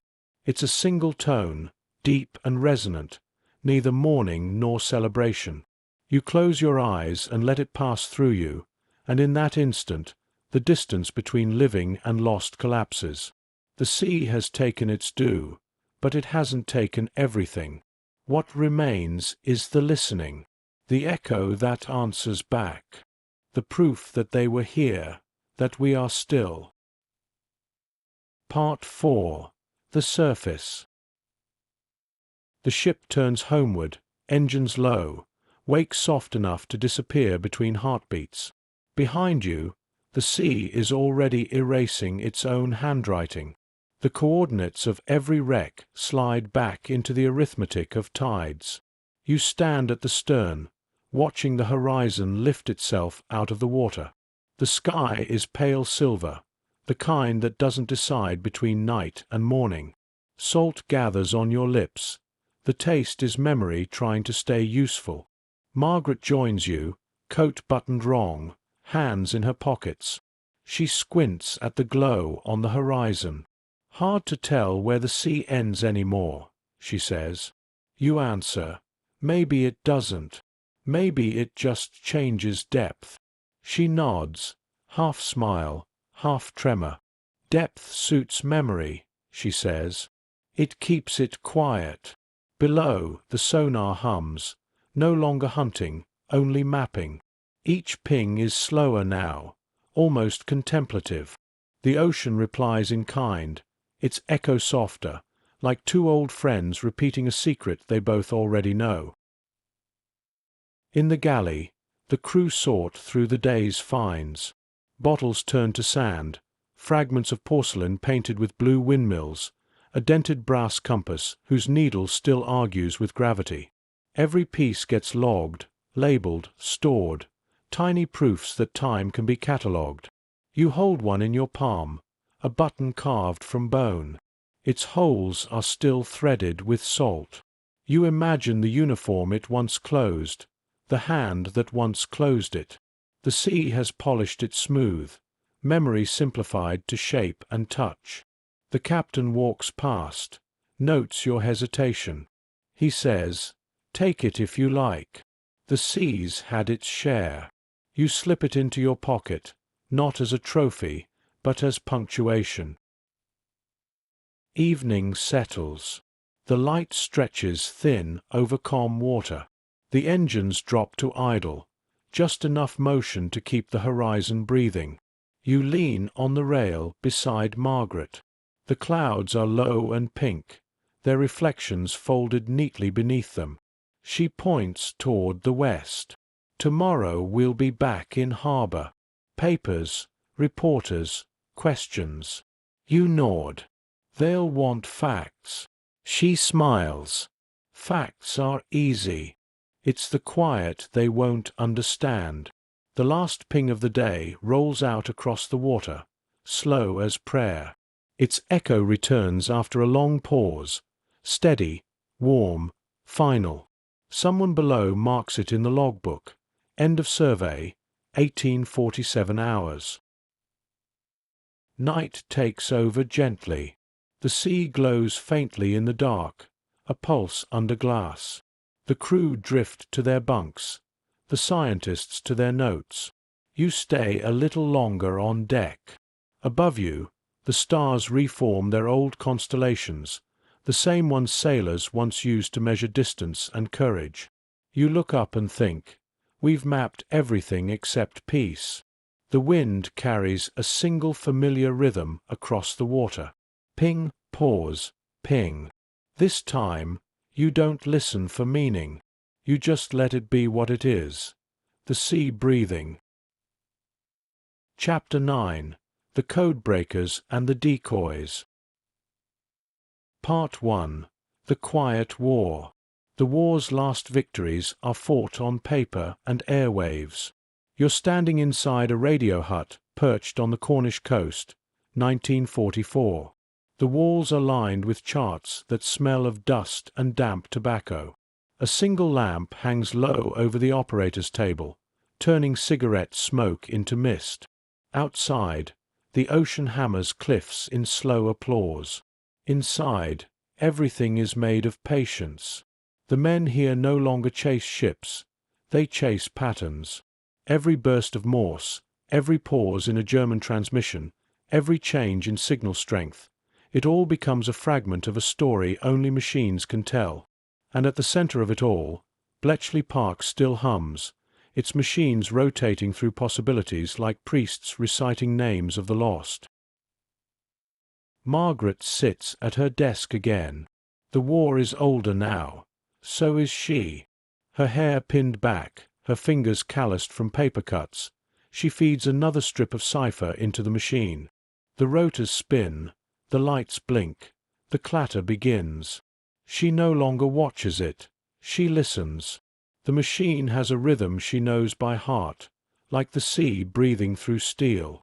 On the wall beside her, a map of the Atlantic is covered in thin red threads. Each line marks a guess, a possible path of a U-boat, a convoy, or an echo in the dark. She runs her thumb along one of them, tracing the path from Loire to mid-ocean. The line ends in a small X. Below it, in pencil, U-552, presumed lost. She doesn't remember who wrote it. She leaves it there anyway. A clerk approaches with a message slip. "Ma'am, decoded intercept from Group Seawolf. They're moving again." Margaret reads it, expression unreadable. Let them. The sea's listening now. Across the channel, the Germans are still transmitting. A room in Loire, half bombed, half operating, fills with the smell of oil and exhaustion. Ritter's replacement sits at a cracked radio, sending the same message for the 12th time that day. Position unknown. Awaiting orders. He repeats it because no answer ever comes. Each repetition grows quieter, like the sea reclaiming its own voice. Behind him, the captain stares at the floor and whispers, "The ocean has forgotten us." When the final message goes out, it travels farther than it should. Across weather fronts, across frequencies, bouncing from storm to storm. It reaches England, distorted but alive. Margaret hears it first. She tilts her head, adjusts the volume, listens. The words come through in fragments, half German, half static, all human. For a moment she doesn't write them down.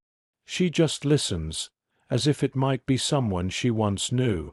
Then she whispers, "Message received," and turns the dial to silence.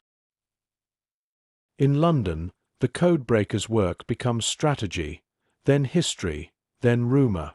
Officially, they never existed. Unofficially, they've already changed the shape of the sea. Convoys move untouched through corridors of protection built from invisible mathematics. The hunters who once ruled the depths now run out of air. Margaret walks through the park outside the mansion one last time. The gardens smell of rain and endings. She pauses by a pond, its surface perfect, the reflection of clouds unbroken. Somewhere under that calm, frogs croak, insects hum, Life continues without permission. She realizes this is what peace sounds like. Not quiet, but continuation. She tosses her last coded scrap of paper into the water. The ink bleeds instantly, spreading into delicate veins. The words vanish. The meaning stays. That same night, in the North Atlantic, Reed's destroyer sails one final patrol. The sonar pings only out of habit now. Small, lonely notes in a world that stopped answering. Reed listens anyway, not for enemies, but for memory. The echoes return clean, round, perfect. He closes his eyes and says, "We're done." The sea, always literal, replies with one last wave against the hull. Part 2. The Last Message. May 1945. The Atlantic is breathing differently now. No longer hunted, no longer hunting, just moving, like a creature that has finally stopped dreaming of war. You're standing on the deck of HMS Bulldog once more. The paint is faded, the guns quiet, the rails polished by salt and habit. Every surface feels like a scar that has learned to stop hurting. A wireless operator leans from the doorway of the bridge, headset crooked, grin uncertain. "Sir, transmission from Admiral Donitz. All U-boats ordered to surface and surrender." The captain doesn't speak for a while. The crew gather without being told. Some cross themselves. Others just stare at the water, unsure what to do with a sea that no longer needs them. "Read it," the captain says. The message crackles through the loudspeaker, the voice dry, almost weary. "All German submarines cease fire. Proceed to nearest Allied port with black flags hoisted." Then silence. A clean kind, the kind the world hasn't heard in years. Across the water, U-boats begin to rise like confessions. One here, another there. Dark shapes breaking the surface in slow apology. Periscopes fold down, hatches open. Men climb into air they thought they'd never breathe again. Their faces are pale, blinking at sunlight as if it's a language they forgot. A British destroyer circles them warily, but the guns stay still. Through binoculars, Reed sees the German captain on the conning tower raising a black cloth, hand trembling. He lowers his own binoculars and says softly, "That's it. The oceans run out of secrets." In Kiel, a final message leaves a radio station already half empty. It's Ritter's handwriting that drafts it, though his rank and reason no longer matter. He writes in German first, then in English. "We are surfacing now. No resistance. The sea kept us alive longer than we deserved." He folds the paper, tucks it into his logbook, and looks around the control room, his world, his prison. He touches the cold metal of the scope once more. "Auf Wiedersehen," he whispers, to no one and to everything. The boat rises. The surface gleams like a wound healing in reverse. When the hatch opens, he closes his eyes and inhales the first free air in years. It smells of oil, salt, and forgiveness. That same day, in England, Margaret receives the transcript. It arrives in a plain envelope stamped Final Signals, Atlantic Command. She opens it alone in the canteen, the smell of tea and typewriter ink mixing in the air. The paper trembles in her hands, not from fear, but from recognition. The message is short, almost tender. "We are surfacing now." She sets it down and looks out the window, where the spring rain is falling softly on green fields. No ocean in sight. But she hears it anyway, the soft rhythm that shaped her life. Ping. Pause. Ping. She smiles, folds the paper neatly, and slips it into her pocket. At sea, Reed lowers his last set of headphones. The sonar is silent, the Atlantic still. He writes his final log entry. No contacts. No echoes. Only home. The captain closes the book, draws a line beneath the words, and signs his name. Then he places his hand on the cover, as if blessing a grave. "Goodbye, old friend," he says, not to the ship, but to the sea. The engines turn. The destroyer begins her slow, steady journey back through calm water. No alarms, no codes, no shadows beneath the waves. Only gulls, wind, and the sound of waves brushing the hull like an old story retold. Part 3. Return to silence. Peace, when it comes, doesn't sound like trumpets. It sounds like engines idling, papers being filed, and the sea exhaling through broken hulls. You're standing in a harbor that smells of rust and tobacco. The ships that return from the Atlantic come home like men who've outlived their purpose, upright but uncertain. Paint flakes. Flags fade. Every rope creaks with the weight of memory. Children point at the destroyers, laughing, tossing pebbles into the water that once buried armies. Their mothers hush them gently, not because they did wrong, but because laughter feels fragile here. Reed steps onto the quay for the last time. He carries only his logbook and a chipped mug wrapped in cloth. The mug's handle is broken. Its glaze is worn smooth by 1,000 nights of coffee and fear.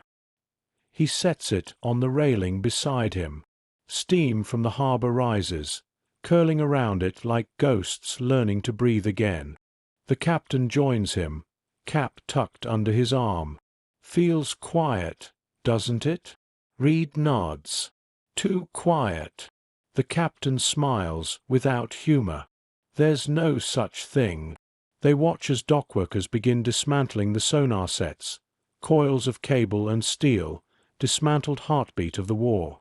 A boy carrying a clipboard asks if they'll be reused. Reed answers, no, the sea's already memorized them. Elsewhere, Margaret walks along the Thames.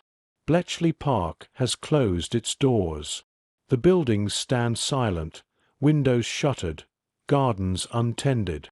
She drops a pebble into the river and counts the ripples.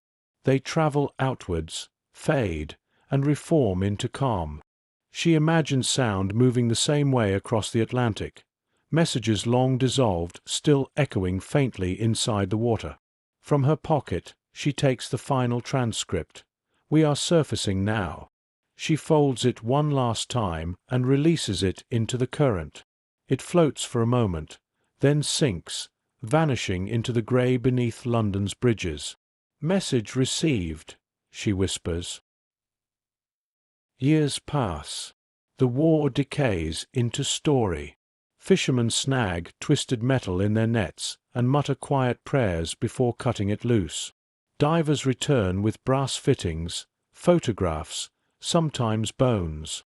Museums fill their glass cases with fragments of sound, recorded sonar, decoded messages, letters preserved in salt. Visitors lean close to the glass, hearing nothing, but imagining everything. On one exhibit wall, a plaque reads, "The sea does not keep secrets. It keeps time." Reed, now older, stands before it during a visit he never meant to make. His reflection overlaps the black and white photos of men younger than he ever remembers being. A guide explains the Battle of the Atlantic in numbers and charts. He listens politely, then says, "They forgot the sound." The guide tilts her head. "What sound?" Reed taps his chest. "That one." Later, at dusk, he sits on a bench overlooking the same harbor. The water glows gold, calm, domesticated. But when the wind shifts, the waves whisper the old language, soft pings and distant thuds, the war replaying itself in minor key. He closes his eyes and smiles.